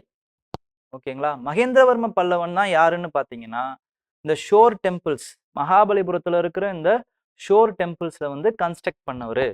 ரொம்ப ரொம்ப இம்பார்ட்டன்ட். ஓகேங்களா? சரி, ஏன் இந்த இன்ஸ்கிரிப்ஷன்ஸ்லாம் ரொம்ப இம்பார்ட்டன்ட் அப்படின்னு பாத்தீங்கன்னா, இங்க பாருங்க. விச் ஆஃப் த ஃபாலோயிங், அதே கொஸ்டின் கிடையாது, பட் எப்படி கேட்கலாம் அப்படிங்கிறதுக்கான example. Which of the following statements are true about Cholas? ஓகேங்களா? The first mention of the Cholas is in the Ashokan inscription. Asokan இன்ஸ்கிரிப்ஷன்ல Cholas பத்தின மென்ஷன் இருக்கு. என்னன்னு பாத்தீங்கன்னா, 13th ராக் எடிக்ட்ல, அதாவது சவுத் பவுண்டரியில மௌரியன் எம்பையருக்கு சவுத்துல யார் யாரெல்லாம் இருந்திருக்காங்க, தமிழகம்ங்கிற அந்த ரீஜியன்ல 4 பேர் இருந்திருக்காங்க.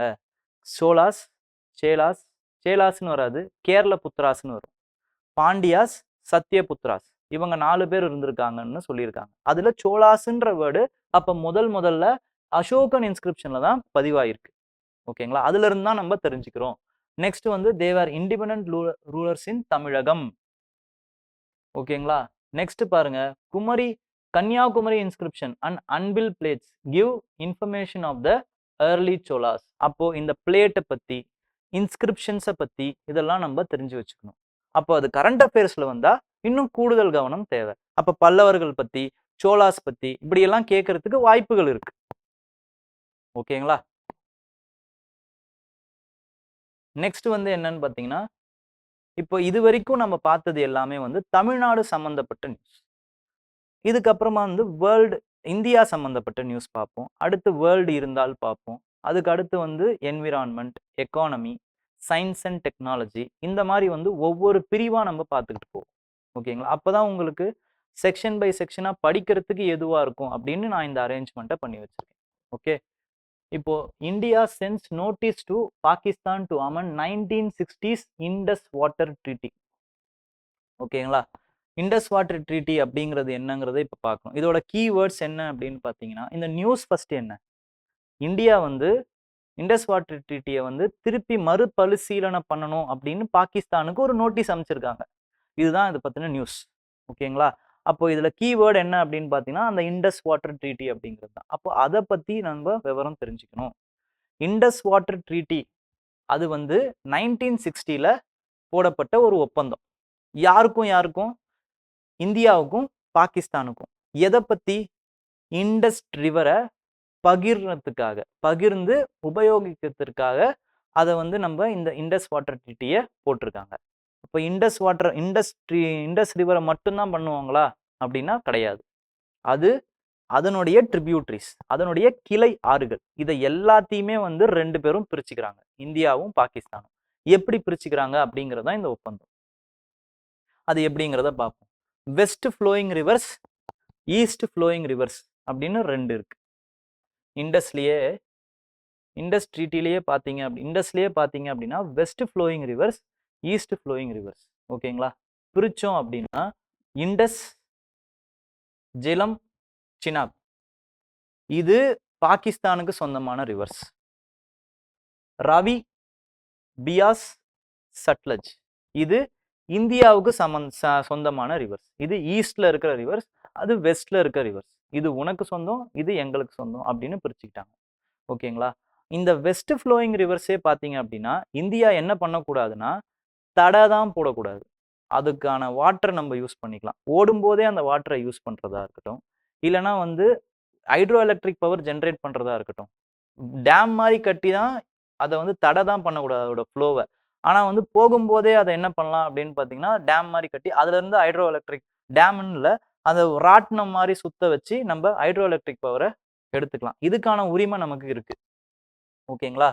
இந்த விஷயத்துல தான் என்ன அப்படின்னு பார்த்தீங்கன்னா பாகிஸ்தானுக்கு ஒரு அசௌகரியம் இருக்கு அப்படிங்கிறத சொல்றாங்க. ஓகேங்களா?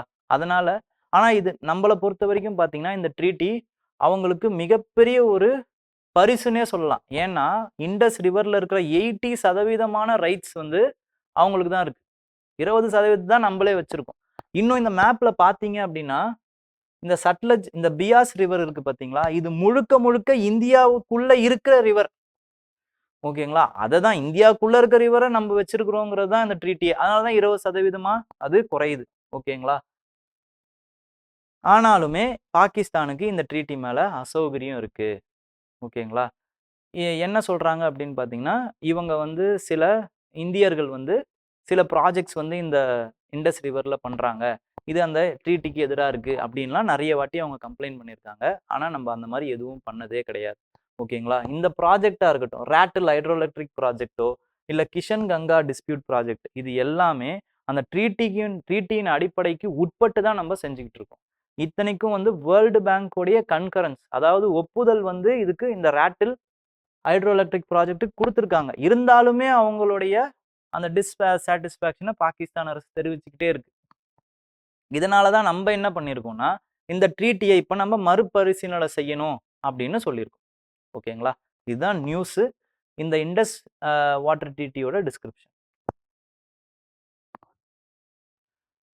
நெக்ஸ்ட் வந்து why how mangroves got a budget push. பட்ஜெட்ல போன பட்ஜெட்ல இது வந்தது. பட் ஏன் வந்து இப்போ நம்ம எடுத்தோம் அப்படின்னா மேங்க்ரூவ்ஸ் அப்படிங்கிறது ஒரு ரெக்கரிங் தீமா வந்து நமக்கு இந்த கரண்ட் அஃபேர்ஸ்ல வந்துகிட்டே இருக்கு. அதனால தான் நம்ம இந்த மேங்க்ரூவ்ஸை பத்தி பார்க்க போறோம். ஓகேங்களா?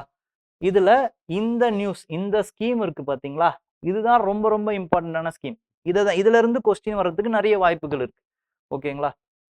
என்ன ஸ்கீம்னு பாத்தீங்கன்னா மிஸ்டி ஸ்கீம்னு சொல்றாங்க. மிஸ்டி ஸ்கீம் அப்படிங்கிறது mangrove initiative for shoreline habitats and tangible income. அதாவது மேங்க்ரூவ்ஸுக்குன்னு சில மரங்கள் இருக்கு. ஓகேங்களா? ஃபார் எக்ஸாம்பிள் சுந்தர்பன்ஸ் அப்படிங்கிறது ஒரு மேங்க்ரூவ் இடம், சதுப்பு நில காடுகள், ஸ்வாம்ப் ஃபாரஸ்ட்னு சொல்லுவாங்க. ஓகேங்களா? அந்த ஸ்வாம்ப் ஃபாரஸ்ட்ல சுந்தர்பன்ஸ்னு ஏன் பேர் வந்துச்சுன்னா அங்க சுந்தரி ட்ரீஸ் வளரும். ஓகேங்களா? அதனால தான் அது சுந்தர்பன்ஸ், சுந்தருடைய வனம்னு அர்த்தம். ஓகேங்களா? அந்த சுந்தர்பன்ஸ்னு பேர் வந்துச்சு. அந்த மாதிரி நிறைய மரங்களை அந்த ஸ்வாம்ப் ஃபாரஸ்ட் அந்த ட்ரீஸை வந்து வளர்க்கறதுக்கான அஃபாரஸ்டேஷன் ஆக்டிவிட்டி பண்றதுக்கான திட்டம் இது. அதனால தான் வந்து mangrove initiative for shoreline habitats and tangible income அப்படின்னு பேர் வச்சிருக்காங்க. ஓகேங்களா? It aims for intensive afforestation. ஓகேங்களா? மரம் நடுதல் திட்டம் இது. ஓகே, இந்த எப்படி இதை மரம் நடுறாங்க அப்படிங்கிறதும் ரொம்ப ரொம்ப இம்பார்ட்டன்ட். எம்ஜி நரேகா ஸ்கீம் இருக்கு பாத்தீங்களா, Mahatma Gandhi national rural employment guarantee scheme, 100 நாள் வேலைவாய்ப்பு திட்டம். இதன் மூலமா ஆட்கள் எடுத்துக்கிறது. அப்புறம் கேம்பா ஃபண்டுன்னு ஒரு ஃபண்ட் இருக்கு. ஓகேங்களா? அது என்னன்னு பார்த்தீங்கன்னா காம்பன்சேட்டரி அஃபாரஸ்டேஷன் மெஷர்னு அர்த்தம். அதாவது இப்போ ஒரு ஃபாரஸ்ட் ஏரியா இருக்கு. அந்த ஃபாரஸ்ட் ஏரியால ஒரு இண்டஸ்ட்ரி கண்டிப்பா வந்தே ஆகணுன்ற ஒரு சூழல் நமக்கு இருக்குன்னு வச்சுக்கோங்களேன். அப்ப என்ன பண்ணணும், அந்த மரங்களை வெட்டிட்டு தான் நம்மளால இண்டஸ்ட்ரி கட்ட முடியும். அந்த வெட்டின மரங்களுக்கு ஈடா நம்ம வேற ஒரு இடத்துல அதே மாதிரியே வந்து நம்ம மரங்களை நடணும். அதுதான் இந்த இடத்துல இருந்து இந்த இடத்துல வந்து நடுற மாதிரி. அது அப்ப நம்மளால நட முடியல அப்படின்னா அந்த நடுறதுக்கு உண்டான காசை ஒரு ஒரு இதுல வந்து செலுத்தணும். அந்த செலுத்துறத வந்து கேம்பா ஃபண்டுன்னு பேர் வச்சிருக்காங்க. ஓகேங்களா? அப்போ ஆட்களை 100 நாள் வேலை வாய்ப்பு திட்டத்துல இருந்து எடுத்துக்கிறோம். அப்புறம் ஃபண்டை இந்த கேம்பா ஃபண்ட்ல இருந்து எடுத்து மேங்க்ரூவ்ஸை நம்ம வளர்க்குறோம். ஓகேங்களா? அப்படி என்னங்க ஸ்பெஷாலிட்டி இந்த மேங்க்ரூவ்ஸ்ல அப்படின்னு கேட்டீங்கன்னா, இப்போ சுனாமி 2004 வந்ததுன்னு உங்க எல்லாருக்குமே தெரியும். அந்த சுனாமி வந்தப்ப இந்த மேங்க்ரூவ்ல இருக்கிற பகுதி, அதாவது பிச்சாவரத்துல இருக்கிற பகுதிகள், தமிழ்நாட்டுல பிச்சாவரம்னு ஒரு ஏரியாவில் மேங்க்ரூவ்ஸ் இருக்கு. ஓகேங்களா? மேங்க்ரூவ் ஃபாரஸ்ட் இருக்கு. அங்க எந்த ஒரு பாதிப்பும் இல்லை. அந்தமான்லயும் அதே மாதிரி மேங்க்ரூவ் இருக்கிற இடங்கள்ல எந்த ஒரு பாதிப்பும் இல்லாம ஒரு நேச்சுரல் அரணா வந்து இந்த மேங்க்ரூவ்ஸ் வந்து ஸ்ட்ராம்ஸ் அப்பவும், அதாவது சைக்ளோன்லாம் வருதுல்ல அப்பையும் சரி, இல்லைனா வந்து இந்த மாதிரியான பேரிடர்கள் சுனாமி மாதிரியான பேரிடர்கள் இருக்கும் போதும் சரி, இது நமக்கு ஒரு நேச்சுரல் அரணா இருக்கு. அதனாலையும் மற்றபடி பார்த்தீங்க அப்படின்னா வந்து இது பல உயிரினங்களுக்கு ஒரு ஹேபிடேட்டாகவும் இருக்கு. ஹேபிடேட்னா வீடு மாதிரியான விஷயம். அந்த மாதிரியும் இருக்கிறதுனால இதோடைய எக்கனாமிக் அண்ட் என்விரான்மெண்டல் இம்பார்ட்டன்ஸ் அதிகமா இருக்கிறதுனால நமக்கு இந்த மேங்க்ரூவ்ஸை பேணி பாதுகாக்க வேண்டிய அவசியம் இருக்கு. அதனாலதான் இதுக்கான திட்டத்தை ஒன்றிய அரசு செயல்படுத்துது. ஓகேங்களா? நெக்ஸ்ட் வந்து என்னன்னு பாத்தீங்கன்னா, இந்த மேங்க்ரூவ்ஸுக்கான அந்த கேரக்டரிஸ்டிக்ஸ் இருக்குல்ல, அதையும் நம்ம பார்த்துருவோம். மேங்க்ரூவ்ஸ் வந்து சப்டிராபிக்கல் இல்லைன்னா டிராபிக்கல் ஏரியாஸ்ல தான் வளரும்.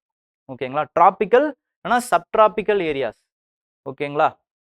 அதாவது வந்து டிராபிக் ஆஃப் கேன்சர்ல இருந்து டிராபிக் ஆஃப் கேப்ரிகான் இதுக்குள்ளதான் வந்து வளரும். இந்த மேங்க்ரூவ்ஸ் பார்த்தீங்க அப்படின்னா நதியும் கடலும் சங்கமிக்கிற இடத்துல வளரக்கூடிய விஷயம். அதாவது வந்து அந்த லேண்ட் வந்து சப்மர்ஜ் ஆனதுல இருந்து வளரக்கூடிய விஷயம். அது மட்டும் இல்லாம வாட்டர் வந்து ரொம்ப சால்ட் கண்டென்ட், சலைன் வாட்டர் அப்படின்னு சொல்லுவாங்க. அந்த மாதிரியான வாட்டர்ல வளரக்கூடிய ஒரு மரம். அப்ப இதை எல்லாத்தையும் தாண்டி அது வளரணும் அப்படின்னா அதுக்கு சில அடாப்டிவ் மெக்கானிசம்ஸ், ஓகேங்களா, அது தேவைப்படுது. தற்காப்பு மெக்கானிசம்ஸ் தேவைப்படுது. அந்த மெக்கானிசம்ஸை வந்து உருவாக்குறதுக்கு அதிகப்படியான சூரிய ஒளிச்சம் தேவைப்படுது. அதனாலதான் இந்த மேங்க்ரூவ்ஸ் பார்த்தீங்க அப்படின்னா சப்டிராபிக்கல் இல்லைனா டிராபிக்கல் ரீஜன்ஸ்ல அதை கன்ஃபைன் ஆயிடுது. அப்படி என்ன அடாப்டிவ் மெக்கானிசம்ஸ் இது செயல்படுது அப்படின்னு பார்த்தீங்கன்னா, ஃபர்ஸ்ட் இந்த சால்ட்டை வந்து எக்ஸ்கிரீட் பண்றதுக்கான சால்ட் எக்ஸ்கிரீட்டிங் லீவ்ஸ் இதுல இருக்கு. அது மட்டும் இல்லாம கீழே சப்மர்ஜ்டா எப்பயுமே இருக்கிறதுனால எப்பனா சில நேரம் வந்து அந்த நதி அந்த இடம் வந்து வத்தும். அந்த டைம்ல கரெக்டா அந்த சீடு வந்து விழும். எப்படின்னு பார்த்தீங்கன்னா, அந்த சீடு வந்து அந்த மரத்திலேயே கொஞ்சம் கொஞ்சமா வளர ஆரம்பிக்கும். அதுக்குள்ளேயே அந்த கிளைகள்லயே வளர ஆரம்பிக்கும். எப்ப வந்து லேண்ட் வந்து தெரியுதோ அப்ப கரெக்டா அந்த சீடு வந்து அந்த மரம் வந்து போடும் கீழே. கரெக்டா அதுவே விழுந்துரும். இதுக்கு பேர் என்னன்னு பார்த்தீங்கன்னா விவிபாரி மெத்தட் அப்படின்னு சொல்றாங்க. அது மட்டும் இல்லாம ரூட் சிஸ்டம்ஸும் பார்த்தீங்க அப்படின்னா இதோடைய வேர்களும் பார்த்தீங்கன்னா அந்த அடாப்டிவ் மெக்கானிசம்ஸுக்கு ஏத்த மாதிரியான விஷயங்களா இருக்கு. சப்மர்ஜ்டா இருக்கிறதுனால ஆக்சிஜன் தேவைப்படுறதுனால நிறைய வந்து ரூட்ஸ் வந்து மேல ஊசி மாதிரி வந்து மேல வந்து நிற்கும் சில ரூட்ஸ். அதுக்கு பேர் வந்து நியூமட்டோஃபோர்ஸ் அப்படின்னு சொல்லுவாங்க. ஓகேங்களா? மேல லேண்டுக்கு மேல வந்து நிற்கும். ஓகேங்களா? ஃபார் ஆக்சிஜன், காற்றுக்காக, சுவாசிக்கிறதுக்காக. இது இல்லாம அந்த வேர்கள் வந்து என்னன்னு பார்த்தீங்கன்னா சல்லி வேர்ல இருந்து சில்ட் ரூட்ஸ் அப்படின்னு சொல்லுவாங்க, கிராப் ரூட்ஸ், ப்ராப் ரூட்ஸ், இந்த மாதிரி எல்லா வேர்களுமே வந்து ஸ்ட்ராங்கா பிடிச்சி நிற்கும்.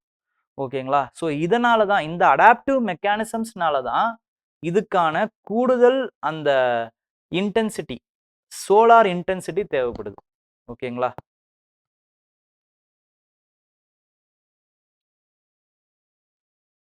நெக்ஸ்ட் வந்து என்ன நியூஸ் அப்படின்னு பார்த்தீங்கன்னா, with respect to centre under project enhancing circularity and sustainability. Enhancing இந்த மாதிரி ஒரு ப்ராஜெக்டே அவங்க போட்டிருக்காங்க. என்ஹான்சிங் சர்க்குலாரிட்டி அண்ட் சஸ்டைனபிலிட்டி அப்படிங்கிற ஒரு ப்ராஜெக்ட். ஓகேங்களா? Is promoting the sustainable practices in the textile and apparel sector. இவ்வளோதாங்க கேள்வியே வரும் இதெல்லாம். ஓகேங்களா?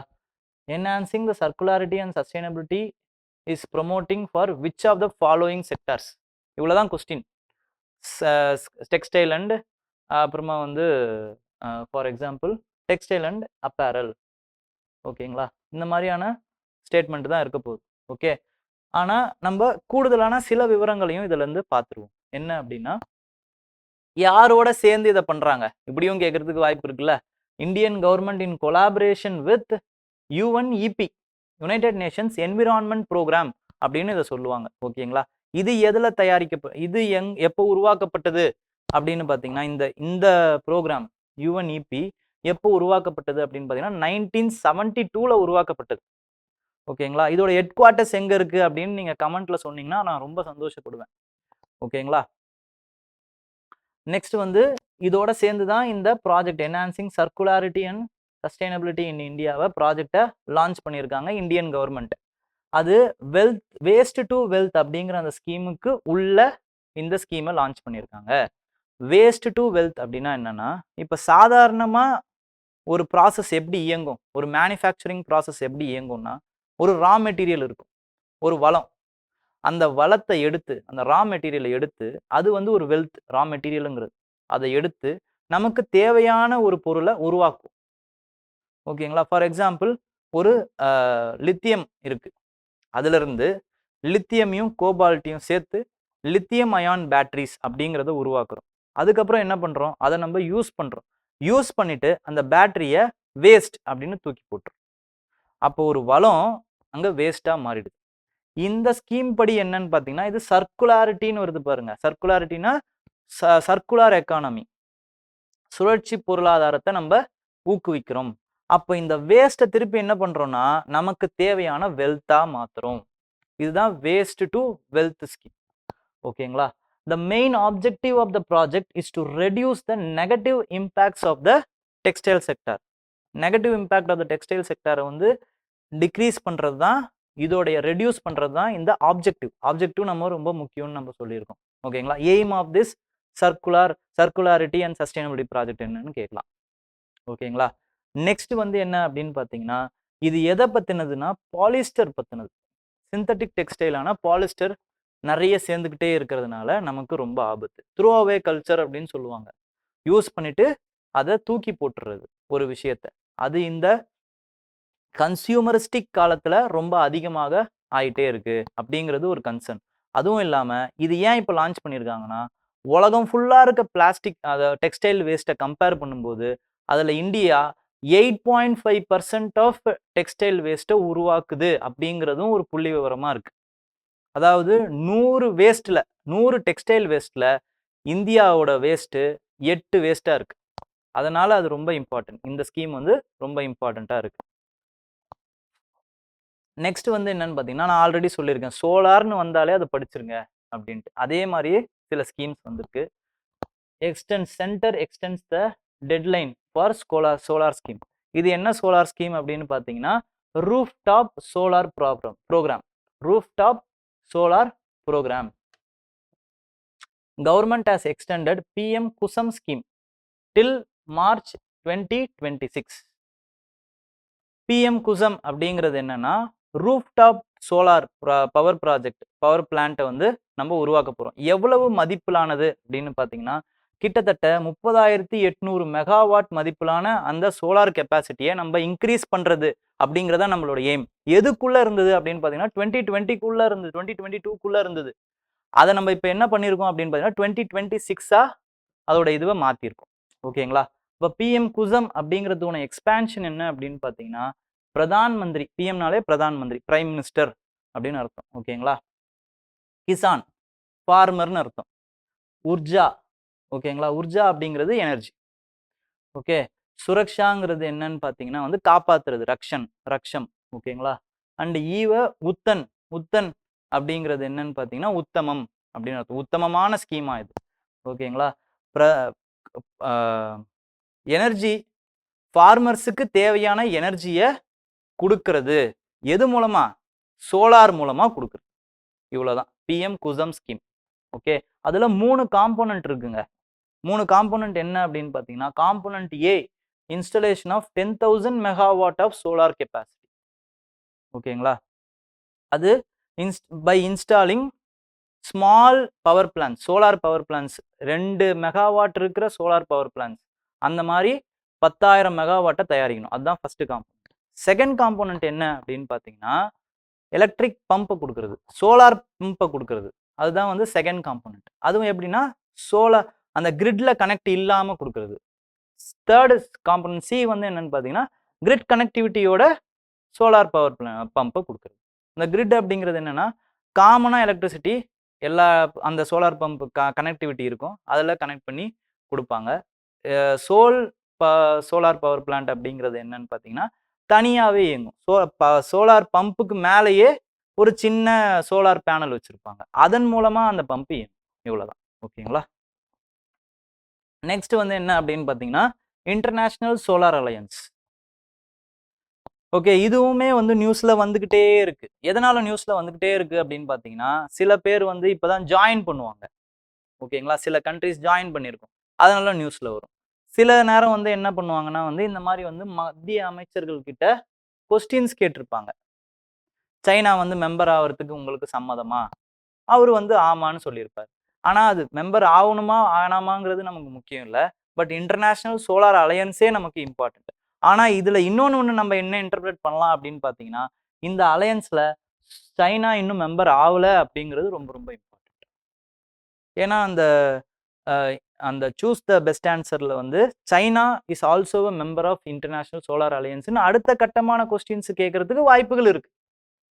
ஓகேங்களா, அப்ப அதுக்கும் நம்ம தயாராகணும். இந்த மாதிரி நியூஸ்ல இப்படியும் நம்ம இன்டர்பிரேட் பண்ண கத்துக்கணும். ஓகேங்களா, ஸோ பார்த்தீங்க அப்படின்னா வந்து இந்த இன்டர்நேஷனல் சோலார் அலையன்ஸ் எப்போ வந்து லான்ச் பண்ணப்பட்டது அப்படிங்கிறது ரொம்ப இம்பார்ட்டன்ட். எப்போ லான்ச் பண்ணாங்க, யார் லான்ச் பண்ணாங்க? யார் லான்ச் பண்ணாங்க அப்படின்னு பார்த்தீங்கன்னா, இந்தியா பாரிஸ் அக்ரிமெண்ட், பருவநிலை மாநாடுன்னு சொல்லுவாங்க. பாரிஸ் பருவநிலை மாநாடு. அதுல இந்த இன்டர்நேஷனல் சோலார் அலையன்ஸ் அப்படிங்கிற கான்செப்டை பிட்ச் பண்றாங்க, லான்ச் பண்றாங்க.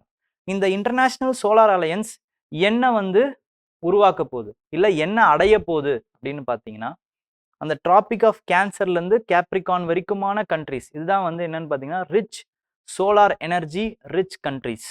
ஓகேங்களா, இவங்க தான் வந்து eligible to become the members. முதல் லான்ச் பண்ணும்போது நான் சொல்றேன். இப்போ எல்லாருக்குமே அந்த மெம்பர்ஷிப்பை வந்து ஓப்பன் பண்ணிட்டாங்க. ஆனால் அந்த மெம்பர்ஸ் தான் வந்து என்ன பண்ண முடியும், ஓட் பண்ண முடியும். டிசைடிங் அத்தாரிட்டி, ஒரு டிசிஷனை வந்து மேக் பண்றது அவங்களால மட்டும்தான் முடியும். ஓகேங்களா, இவங்களோட நோக்கம் என்ன அப்படின்னு பார்த்தீங்கன்னா, 2030க்குள்ள 1000 பில்லியன் டாலர்ஸ் வந்து நம்ம சோலார் எனர்ஜியில இன்வெஸ்ட் பண்ணியிருக்கணும். அது மட்டும் இல்லாம அந்த சோலார் இன்டென்சிட்டி பார்த்தீங்க அப்படின்னா வந்து சப்ளை பொட்டன்ஷியல் வந்து 65% of the world electricity. World electricity உருவாக்குற திறன் வந்து இப்போ ஒரு 100 மெகாவாட் இருக்குன்னு வச்சுக்கோங்களேன்.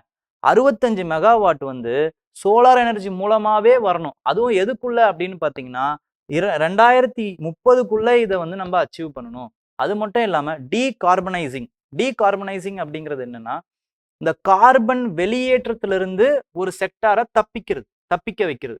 அதான் டீகார்பனைசிங் அப்படின்வாங்க. ஓகேங்களா, அந்த பொட்டன்ஷியல் வந்து 90% ஆகணும் பை 2050.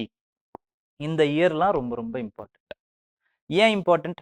வேற ஒரு ஸ்டேட்மெண்ட்டை நீங்க யோசிச்சு பாருங்க, இல்லைன்னா முன்னாடி கூட ஸ்கிப் பண்ணி பாருங்க. என்னன்னு பார்த்தீங்கன்னா, இந்த சிட்டிசன்ஷிப் அமெண்ட்மெண்ட் ஆக்ட், அதுல ஒரு டேட் கொடுத்துருப்பாங்க.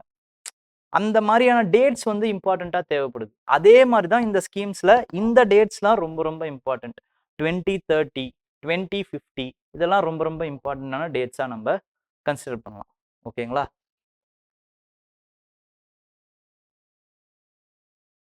அதே மாதிரி இந்த இன்டர்நேஷனல் சோலார் அலையன்ஸோடைய ஹெட் குவார்ட்டர்ஸ் எங்க இருக்கு அப்படின்னு பார்த்தீங்கன்னா, குருகிராம்ல இருக்கு, விச் இஸ் இன் ஹரியானா. இந்தியால தான் இருக்கு. ஓகேங்களா, குருகிராம் இந்தியால இருக்கு. ஓகே, அப்புறம் இன்னொரு விஷயம் ஏன் வந்து இது நியூஸ்ல வந்தது அப்படின்னு பார்த்தீங்கன்னா, சிலி அப்படிங்கிற அந்த ஒரு நாடு வந்து ரீசெண்டா வந்து சேர்ந்திருக்கு. ஓகேங்களா, இந்த அலையன்ஸ்ல வந்து சேர்ந்திருக்கு. அதனால இது நியூஸ்ல இருந்தது. ஓகேங்களா, ஸோ அதை பத்தின கொஸ்டின்ஸ் இருக்கு, நம்ம சும்மா சால்வ் பண்ண ட்ரை பண்ணுவோம். Okay, dash was the first mission to be operationalised under national action plan on climate change. Action plan on climate சேஞ்சில் பார்த்தீங்க அப்படின்னா ஒரு 8 சேஞ்ச் இருக்கு, ஒரு 8 ஆக்ஷன் பிளான் இருக்கு. ஓகேங்களா, அதுல எது முதன்மையான ஆக்ஷன் பிளான் கேட்குறாங்க, நேஷனல் சோலார் மிஷன். ஓகேங்களா, இந்த நேஷனல் சோலார் மிஷனுடைய டார்கெட் வந்து அப்பப்போ இம்ப்ரூவ் பண்ணிட்டே இருக்காங்க. நேஷனல் சோலார் மிஷன் வந்து பார்த்தீங்க அப்படின்னா லான்ச் பண்ணும்போது நம்மளோட எய்ம் எவ்வளோ இருந்துச்சு அப்படின்னா 20,000 மெகாவாட், இல்லைனா வந்து 20 கிகாவாட் சோலார் பவர் எனர்ஜியை நம்ம தயாரிக்கணும்னு இருந்தது 2016க்குள்ள. ஆனால் இப்போ நம்மளோட எய்ம் எவ்வளோ இருக்குது அப்படின்னு பார்த்தீங்கன்னா 100 மெகாவாட்டா நம்ம வந்து அதை அதிகப்படுத்தியிருந்தோம். ஓகேங்களா, இதுவும் 2022க்குள்ள 100 மெகாவாட் சோலார் பவர் அந்த இது வந்து அதிகப்படுத்தணும் அப்படின்னு நம்ம டார்கெட் வச்சிருக்கோம். ஓகேங்களா, வச்சிருந்தோம். அதை அச்சீவும் பண்ணிட்டதா கவர்மெண்ட் வந்து சொல்றாங்க. ஓகே, நெக்ஸ்ட் வந்து என்னன்னு பார்த்தீங்கன்னா which is the national coalition. இதுதான் இந்த ஸ்டேட்மெண்ட் தான் ரொம்ப important. Which is the national coalition of the solar resource rich country that are collectively addressing the common challenges on solar energy applications. International solar alliance தான் answer. ஓகேங்களா, next வந்து பார்த்தீங்கன்னா இங்க where is the largest solar power plant of India is located. Largest, அப்புறம் largest floating, largest in the north India, largest in the south India. So இந்த மாதிரி வந்து நிறைய விஷயங்கள் வந்து நீங்கள் ஒவ்வொரு ஃபேக்டையும் ஏற்ற மாதிரி, ஃபேக்ட்டுக்கு ஏற்ற மாதிரி நீங்கள் பார்க்கணும். அப்புறமா first stadium, first solar powered stadium எங்கே இருக்குது, இந்த மாதிரியெல்லாம் பாருங்கள். ஓகேங்களா, நெக்ஸ்ட் அடுத்த வந்து இம்பார்ட்டண்ட்டான விஷயம் என்னன்னு பார்த்தீங்கன்னா சிக்கிள் செல் அனிமியா. சிக்கிள் செல் அனிமியாவும் பார்த்தீங்க அப்படின்னா நியூஸில் இருந்துக்கிட்டே இருந்துச்சு. அது சயின்ஸ் அண்ட் டெக்னாலஜி சம்மந்தப்பட்ட விஷயம். ஓகேங்களா, சிக்கிள் செல் அனிமியாவுடைய இப்போ ஏன் இது நியூஸில் இருந்தது அப்படின்னு பார்த்தீங்கன்னா இந்தியன் கவர்மெண்ட் சிக்கிள் செல் அனிமியாவை 2047க்குள்ள 2047க்குள்ள குறைக்கணும், அதாவது வந்து எலிமினேட் பண்ணணும் அப்படின்ற ஒரு எய்மை வந்து சொல்லியிருக்காங்க. ஓகேங்களா, அது அவங்களுடைய போன பட்ஜெட்ல சொன்னாங்க. ஏன் இந்த 2047 இந்த பீரியட், இந்த இயரும் ரொம்ப ரொம்ப முக்கியம். அவங்களோட எய்ம் என்ன அப்படின்னு பார்த்தீங்கன்னா 100 வருஷத்துல 100வது வருஷம் 1947 இருந்து 2047ங்கிறது சுதந்திரம் அடைஞ்சு 100 வருஷத்துக்குள்ள நம்ம என்ன பண்ணியிருக்கணும் அப்படின்னு பார்த்தீங்கன்னா ஒரு வளர்ந்த எக்கனாமியா, ஒரு வளர்ச்சியடைந்த ஒரு கண்ட்ரியா மாறி இருக்கணும் அப்படிங்கிறது தான். அதுக்கு பேர் என்ன சொல்றாங்கன்னு பார்த்தீங்கன்னா ஒன்றிய அரசு அம்ரித் கால் திட்டம் அப்படின்னு சொல்றாங்க. இந்த அம்ரித் காலுக்குள்ள தான் இந்த மாதிரியான சில இனிஷியேட்டிவ்ஸும் கொண்டு வராங்க. ஓகேங்களா, அதுல சிக்கிள் செல் அனிமியாவை பார்த்தீங்க அப்படின்னா வந்து 2047க்குள்ள முழுமையா அகற்றிடணும், இந்தியாவிலேருந்து அகற்றிடணுங்கிறது தான் எய்ம். அப்போ முதல்ல சிக்கிள் செல் அனிமியா அப்படிங்கிறது என்னங்கிறத பார்ப்போம். சிக்கிள் செல் அனிமியாங்கிறது இந்த red blood cell, white blood cell, இதை பற்றிலாம் நீங்கள் பேசிக் சயின்ஸில் படிச்சிருப்பீங்கன்றதை நான் நம்புகிறேன். அதில் இந்த ரெட் பிளட் செல்லுடைய ஃபங்க்ஷன் என்ன அப்படின்னு பார்த்தீங்கன்னா நம்மளுடைய ஆக்சிஜன் இருக்கு இல்லைங்களா, நம்மளோட சுவாசிக்கக்கூடிய ஆக்சிஜனை ஹார்ட்டுக்கு கொண்டு போய் சேர்க்கறது தான் இதோடைய வேலை. ஓகேங்களா, இப்போ இது முழுமையா ஒரு ஹெல்த்தி ரெட் பிளட் செல்லா இருந்ததுன்னா, ஆரோக்கியமான ரெட் பிளட் செல்லா இருந்துச்சுன்னா இதோட ஷேப் எப்படி இருக்கும்னு பார்த்தீங்கன்னா ரவுண்டா இருக்கும். ஆனா இந்த சிக்கிள் செல் அனிமியா வந்த பேஷண்ட்டுக்கு ஒரு கத்தி வடிவில் சி ஷேப்ல இருக்கும் அப்படிங்கிறத சொல்றாங்க. இந்த சி ஷேப்ல இருக்கிறதால என்ன பிரச்சனை அப்படின்னு பார்த்தீங்கன்னா இதால ஒழுங்கா ஆக்சிஜனை கொண்டு போய் சேர்க்க முடியாது. அது மட்டும் இல்லாம இதால ஒழுங்கா அதுவே மூவ்மெண்ட் பண்ண முடியாது. சின்னதா இருக்கிறதுனால, அந்த பிளட் டியூபும் சின்னதா இருக்கிறதுனால அவங்களுக்கு இந்த மாதிரி சிக்கிள் செல் அனிமியால இருக்கிறவங்க, அனிமியா பேஷண்ட்ஸுக்கு நிறைய பாதகங்கள் ஏற்படும். செஸ்ட் பெயின் ஏற்படும், அவங்களுக்கு மார்பு சம்பந்தமான, ஆர்ட் சம்பந்தமான வியாதிகள் வரும் அப்படிங்கிறதெல்லாம் சொல்றாங்க. ஓகேங்களா, இது ஏன் வருது அப்படின்னு பார்த்தீங்கன்னா இது ஒரு ஜெனட்டிக் சம்பந்தப்பட்ட வியாதி.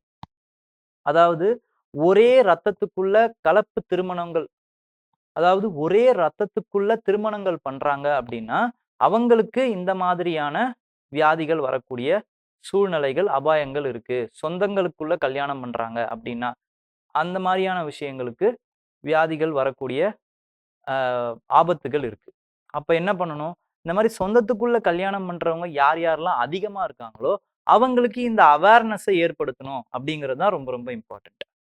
அப்ப யார் யாரெல்லாம் இருக்காங்க அப்படின்னு பார்த்தீங்கன்னா மேக்சிமமா ட்ரைபல் பீப்புள். இவங்க வந்து பார்த்தீங்க அப்படின்னா அவங்களுக்குள்ளேயே, அந்த இனத்துக்குள்ளேயே கல்யாணம் பண்றாங்க. ஸோ அவங்களுக்கு இந்த மாதிரியான அவேர்னஸை ஃபர்ஸ்ட் நிறைய கொடுக்கணும். அது இல்லாம நிறைய பேர் ஜாதிக்குள்ளேயே கல்யாணம் பண்ணுவாங்க.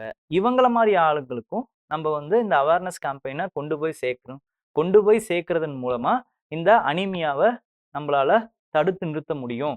சிக்கிள் செல் அனிமியா இந்த வியாதியை தடுத்து நிறுத்த முடியும். இது ப்ரிவென்ஷன் மெத்தட். வந்துடுச்சு, இனிமேல் என்ன பண்ணலாம், இதுக்கு தெரப்பியே கிடையாதா அப்படின்னு பார்த்தீங்கன்னா டெம்பரவரி தெரப்பி அப்படின்னு பார்த்தீங்கன்னா பிளேட்லெட்ஸ் ஏற்றிக்கிட்டே இருப்பாங்க. ஆனால் இது ஒரு டெம்பரவரியான விஷயம் தான். பெர்மனண்டான விஷயம் என்ன அப்படின்னு பார்த்தீங்கன்னா போன் மேரோ அப்படிங்கிற ட்ரீட்மெண்ட் இருக்கு. போன் மேரோ டிரான்ஸ்பிளான்ட் ட்ரீட்மெண்ட், எலும்பு மஜ்ஜை அப்படின்னு சொல்லுவாங்க. அதை வந்து டிரான்ஸ்பிளான்ட் பண்ணலாம். அப்படி இல்லைன்னா என்ன பண்ண முடியும்னா வந்து ஸ்டெம் செல் தெரப்பி அப்படின்ற சில ட்ரீட்மெண்ட் இருக்கு. அதன் மூலமாகவும் நம்மளால பண்ண முடியும். ஓகேங்களா? நெக்ஸ்ட் வந்து என்னன்னு பார்த்தீங்கன்னா TN among the top 5 states receiving the GST compensation says RBI government. TN Tamil Nadu தான் வந்து பார்த்தீங்க அப்படின்னா வந்து 5 மாநிலங்கள்ல ஜிஎஸ்டி காம்பன்சேஷன் செஸ் வாங்கின 5 மாநிலத்துல 4வது இடம் பிடிச்சிருக்கு அப்படின்னு ஆர்பிஐ ஸ்டடி வந்து சொல்லுது. ஓகேங்களா? இப்போ இதுல பார்க்க வேண்டியது என்ன அப்படின்னு பார்த்தீங்கன்னா ஜிஎஸ்டி காம்பன்சேஷன் அப்படின்னா என்ன அப்படிங்கிறது நமக்கு தெரியும். அப்போ முதல்ல ஜிஎஸ்டினா என்னன்னு தெரியணும். ஜிஎஸ்டியை எப்போ போட்டாங்கன்றது நமக்கு தெரியணும். ஓகேங்களா? ஜிஎஸ்டியை பார்த்தீங்க அப்படின்னா வந்து ஜூலை 1, 2017ல ஜிஎஸ்டி அப்படிங்கிற அந்த ஒரு திட்டத்தை கொண்டு வந்திருப்பாங்க. Service goods and service tax, இதுதான் ஜிஎஸ்டியோட விரிவாக்கம். இந்த டேக்ஸ் எதை பற்றினது அப்படின்னு பார்த்தீங்கன்னா இது ஒரு இன்டைரக்ட் டேக்ஸ். இன்டைரக்ட் டேக்ஸ் அது மட்டும் இல்லாமல் எல்லா இன்டைரக்ட் டேக்ஸையும் வந்து ஒன்று சேர்த்து ஒரே டேக்ஸாக வந்து கொடுத்துருப்பாங்க. ஓகேங்களா? இதில் என்ன ப்ராப்ளம் அப்படின்னா இதோடைய கேரக்டரிஸ்டிக்கை வந்து நான் வந்து ஃபர்ஸ்ட் சொல்லிடுறேன். அது வந்து டெஸ்டினேஷன் பேஸ்டு டேக்ஸ்னு சொல்லுவாங்க இது. ஓகேங்களா? இதுக்கு முன்னாடி அப்போ டெஸ்டினேஷன் பேஸ்டு டேக்ஸ்னா என்ன? எங்கே விற்கிறாங்களோ அங்கே தான் டேக்ஸ் போட முடியும். இதுக்கு முன்னாடி எப்படி இருந்துச்சுன்னா மேனுஃபேக்சரிங் பேஸ்டாக இருந்துச்சு ஒரு டேக்ஸ் போடுறது. அப்போ எங்கே வந்து உற்பத்தி பண்ணுறாங்களோ அந்த இடத்துல வந்து அவங்க என்ன பண்ணுவாங்கன்னா டேக்ஸ் போடுவாங்க. ஓகேங்களா? அப்போ இதோட சிக்கல் புரியுதா உங்களுக்கு? இப்போ மேனுஃபேக்சரிங்கை வந்து பேஸாக வச்சிருக்கிற மாநிலங்கள்லாம் வந்து இந்த விஷயத்தை எதிர்த்துக்கிறாங்க. இப்போ நீங்கள் இந்த மாதிரி போட்டீங்க அப்படின்னா நாங்கள் மேனுஃபேக்சர் பண்ணி அனுப்பிடுறோம், யார் விற்கிறாங்களோ அவங்களுக்கு அந்த டேக்ஸ் போயிடும், எந்த மாநிலம் விற்குதோ அவங்களுக்கு அந்த டேக்ஸ் போயிடும். நாங்கள் என்ன பண்ணுறோம், காலங்காலமாக ஒரு இன்ஃப்ராஸ்ட்ரக்சரை ரெடி பண்ணி அவங்க அந்த இண்டஸ்ட்ரி வரணும் அப்படிங்கிறதுக்காக நிறைய இன்சென்டிவ்ஸ்லாம் கொடுத்து டேக்ஸ் ஃப்ரீ அந்த மாதிரியான விஷயங்கள் கொடுத்து நாங்கள் லேண்டு கொடுத்து கடன் கொடுத்து நாங்கள் வந்து ஒரு பொருளையும் இண்டஸ்ட்ரியும் வளர்க்குறோம். ஆனால் அந்த டேக்ஸ் வர வேண்டிய நேரத்தில் எங்களுக்கு இந்த டேக்ஸ் வராமல் போகிறது மாநிலத்தோட வளர்ச்சியை பாதிக்குது அப்படிங்கிறது அவங்களுடைய அக்குசேஷனாக இருக்கு. அப்போ இதுக்கு என்ன பண்ணுறாங்க அப்படின்னு பார்த்தீங்கன்னா ஒன்றிய அரசு ஒரு வாக்குறுதியை கொடுக்குறாங்க. என்ன அப்படின்னா இந்த வரியை வந்து உருவாக்குறதன் மூலமாக இம்ப்ளிமெண்ட் பண்றதன் மூலமாக ஜிஎஸ்டியை இம்ப்ளிமெண்ட் பண்றதன் மூலமாக உங்களால 14% ஒவ்வொரு வருஷமும் அதிகமா வளர முடியும், இதை நாங்க உத்தரவாதமா தரோம் அப்படிங்கிறாங்க. இதை நாங்க எப்படி நம்புறது அப்படின்னு கேட்கும் பொழுது அவங்க என்ன சொல்றாங்கன்னா ஒரு 5 வருஷம் டிரான்சிஷன் பீரியடா வச்சுப்போம். இந்த 5 வருஷமும் என்ன பண்ணலாம் அப்படின்னா இந்த 14% வளரலன்னு வச்சுக்கோங்க, அதுக்கு உண்டான சரி சமத்தை நாங்க கொடுத்துடுறோம். எவ்வளவு வளர்ந்துருக்கோ அதுல இருந்து 14% எவ்வளவு வளரணுமோ அந்த காசை வந்து நாங்க கொடுக்குறோம், காம்பன்சேஷன்ற பேர்ல நாங்க கொடுக்குறோம் ஒரு 5 வருஷம் அப்படிங்கிறது தான் இந்த காம்பன்சேஷன் செஸ்ஸோடைய அந்த வாக்குறுதி. ஓகேங்களா? அதுல தமிழ்நாடு எவ்வளவு வாங்கியிருக்கு அப்படின்னு பாத்தீங்கன்னா 40,000 கோடி வாங்கியிருக்கு. இதுதான் இந்த ஆர்பிஐ ரிப்போர்ட்டோடைய ஒரு விஷயம். இப்ப என்னன்றதை இன்னும் கொஞ்சம் தெளிவா பார்க்கணும் அப்படின்னா நம்ம வந்து இப்போ 2017ல நம்மளுடைய ஸ்டேட் ஜிடிபி, ஓகேங்களா, ஸ்டேட்டுடைய வருமானம்னு வச்சுக்கோங்க, ஸ்டேட்டுடைய வருமானம் 100 ரூபா. ஓகேங்களா? மத்திய ஒன்றிய அரசுடைய அந்த நிலைப்பாட்டின்படி என்ன அப்படின்னு பார்த்தீங்கன்னா நம்மளுடைய அடுத்த வருஷத்துக்கான அடுத்த காலாண்டுக்கான நம்மளுடைய ரெவென்யூ எவ்வளவு வளர்ந்துருக்கணும், 114 ரூபா வளர்ந்துருக்கணும். அதான் 14% இன்க்ரீஸ். ஓகேங்களா? அப்போ நம்மளுடைய வளர்ச்சி வந்து 110 ரூபா அப்படின்னு இருந்துச்சுன்னு வச்சுக்கோங்களேன், ஒரு 4 ரூபா கொடுப்பாங்க. இதுதான் அந்த காம்பன்சேஷன் 14%. இப்போ இந்த 114ல இருந்து அடுத்த வருஷம் எவ்வளவு வளர்ந்துருக்கணும்னா அடுத்து ஒரு 14%, இதோட 14% வளர்ந்துருக்கணும். ஓகேங்களா? அப்படி ஏதாவது கம்மியா இருந்துச்சுன்னா அதுக்கேற்ற மாதிரி காம்பன்சேஷன் கொடுப்பாங்க. ஒரு 5 வருஷம் தான் இது. ஓகேங்களா? இது நிரந்தரமான தீர்வு இல்லை, ஒரு டிரான்சிஷன் பீரியடுக்கான அதை வந்து தக்க வச்சுக்கிறதுக்கான ஒரு தீர்வா வந்து மத்திய அரசு கொடுத்துருக்காங்க. ஓகேங்களா? அமார்பஸ் ஐஸ் அப்படிங்கிற அந்த ஒரு விஷயம் வந்து நியூஸ்ல வந்திருக்கு. இந்த அமார்ஃபஸ் ஐஸ் அப்படிங்கிறது என்னன்னா, எர்த்ல மட்டும்தான் ஐஸ் வந்து கிறிஸ்டலைன் ஃபார்ம் ஆகுதான். கிறிஸ்டலைன் ஃபார்ம் அப்படிங்கிறது என்னன்னா, இந்த மாதிரி வந்து ஒரு டெஃபினட் பேட்டர்ன் இருக்கிற ஐஸ் தான் வந்து கிறிஸ்டலைன் ஐஸ் அப்படின்னு சொல்றாங்க. அமார்ஃபஸ் ஐஸ் அப்படின்னா என்னன்னு பார்த்தீங்கன்னா, அதுக்கு பேட்டர்னே கிடையாது. ரொம்ப ரேண்டமா வாட்டர் மாதிரியான மாலிகுல்ஸ் பேட்டர்ன் இல்லாம வந்து அரேஞ்ச் ஆயிருக்க ஐஸ் தான் வந்து அமார்ஃபஸ் ஐஸ்ன்னு சொல்றாங்க. எர்த்தை தவிர மற்ற எல்லா இடத்துலையும் உருவாகுது, அதாவது மற்ற யூனிவர்சிட்டி எல்லா இடத்துலையும் உருவாகுது, காமெட்ஸா இருக்கட்டும் இல்லை மற்ற பிளானட்ஸ்ல இருக்கட்டும், இந்த மாதிரி உருவாகிற ஐஸ் எல்லாமே இந்த அமார்ஃபஸ் ஐஸ் மாதிரி தான் இருக்கு, பேட்டர்ன் இல்லாம தான் இருக்கு அப்படிங்கிறாங்க. ஓகேங்களா? இதோடைய சிறப்பம்சம் என்ன அப்படின்னு பார்த்தீங்கன்னா, இப்போ இதை உருக்கி திருப்பி வந்து ஐஸா மாத்துறோம்னு வச்சுக்கோங்களேன், அது அது அது வெளிப்படுத்தக்கூடிய ஹீட் எனர்ஜி வந்து எனார்மஸா இருக்கு, சாதாரண ஐஸ் ரிலீஸ் பண்றதை விட ரொம்ப அதிகமா இருக்கு அப்படிங்கிறத சொல்றாங்க. ஓகேங்களா? இப்போ இது ஏன் நியூஸ்ல வந்தது அப்படின்னு பார்த்தீங்கன்னா, இந்த அமார்ஃபஸ் ஐஸை சயின்டிஸ்ட் வந்து ஒரு மெத்தடாலஜி மூலமா வந்து கிரியேட் பண்ணியிருக்காங்க. அந்த மெத்தடாலஜி என்ன அப்படின்னு பார்த்தீங்கன்னா, பால் மில்லிங் அப்படிங்கிற அந்த மெத்தடாலஜி. இதை தான் கொஸ்டினா கேட்கறதுக்கு வாய்ப்பு இருக்கு. ஓகேங்களா? பால் மில்லிங் அப்படிங்கிறது என்னன்னு பார்த்தீங்கன்னா, இந்த மாதிரி வந்து அயன் பால்ஸ்ல ஐஸை கொட்டி நல்லா வந்து குளுக்குறாங்களாம். குளுக்கும்போது அந்த ஐஸ் வந்து அமார்ஃபஸ் ஷேப்புக்கு மாறுது அப்படிங்கிறத கண்டுபிடிச்சிருக்காங்க. ஓகேங்களா? நெக்ஸ்ட் வந்து என்ன அப்படின்னு பார்த்தீங்கன்னா, இதுவும் ஒரு சயின்ஸ் அண்ட் டெக்னாலஜி நியூஸ் தான். Another eye in sky on ground, India is now part of world's largest radio telescope project. India வந்து பார்த்தீங்க இப்போ ரீசெண்டாக வந்து ஒரு ப்ராஜெக்ட்ல வந்து இந்தியாவும் ஒரு பார்ட் ஆயிருக்கு. ஒரு ப்ரெஸ்டீஜியஸ் ப்ராடக்ட் சயின்ஸ் ப்ராஜெக்ட். அது என்னன்னா world's largest radio telescope project உருவாக்குற ப்ராஜெக்ட். அதில் இந்தியாவும் ஒரு மெம்பரா சைன் பண்ணியிருக்காங்க. ஓகேங்களா? இதோடைய ப்ராஜெக்ட் பேர் என்ன அப்படின்னு பார்த்தீங்கன்னா, ஸ்கொயர் கிலோமீட்டர் அரே. ஓகேங்களா? இது எப்போ கம்ப்ளீட் பண்ணுவாங்க இந்த ப்ராஜெக்ட் அப்படின்னு பார்த்தீங்கன்னா 2028ல இதை கம்ப்ளீட் பண்றாங்க. ஓகேங்களா? இட் இஸ் பேஸ்ட் ஆன், இது ஒரே டெலஸ்கோப் கிடையாது. இது வந்து பார்த்தீங்க அப்படின்னா ஒவ்வொரு ஏரியால நிறைய டெலஸ்கோப்ஸை உருவாக்குவாங்க. அதை மேக்னிஃபை பண்ணி ஒரே டெலஸ்கோப்பா வந்து நம்ம பார்க்குற மாதிரியான ஒரு செயல் திட்டம். இந்தியா இதில் எப்படி கான்ட்ரிபியூட் பண்ணுறாங்க அப்படின்னு பார்த்தீங்கன்னா, இதுக்கு நியூரல் சாஃப்ட்வேரை கிரியேட் பண்ணுற வேலை வந்து இந்தியாவோடது. Neural software.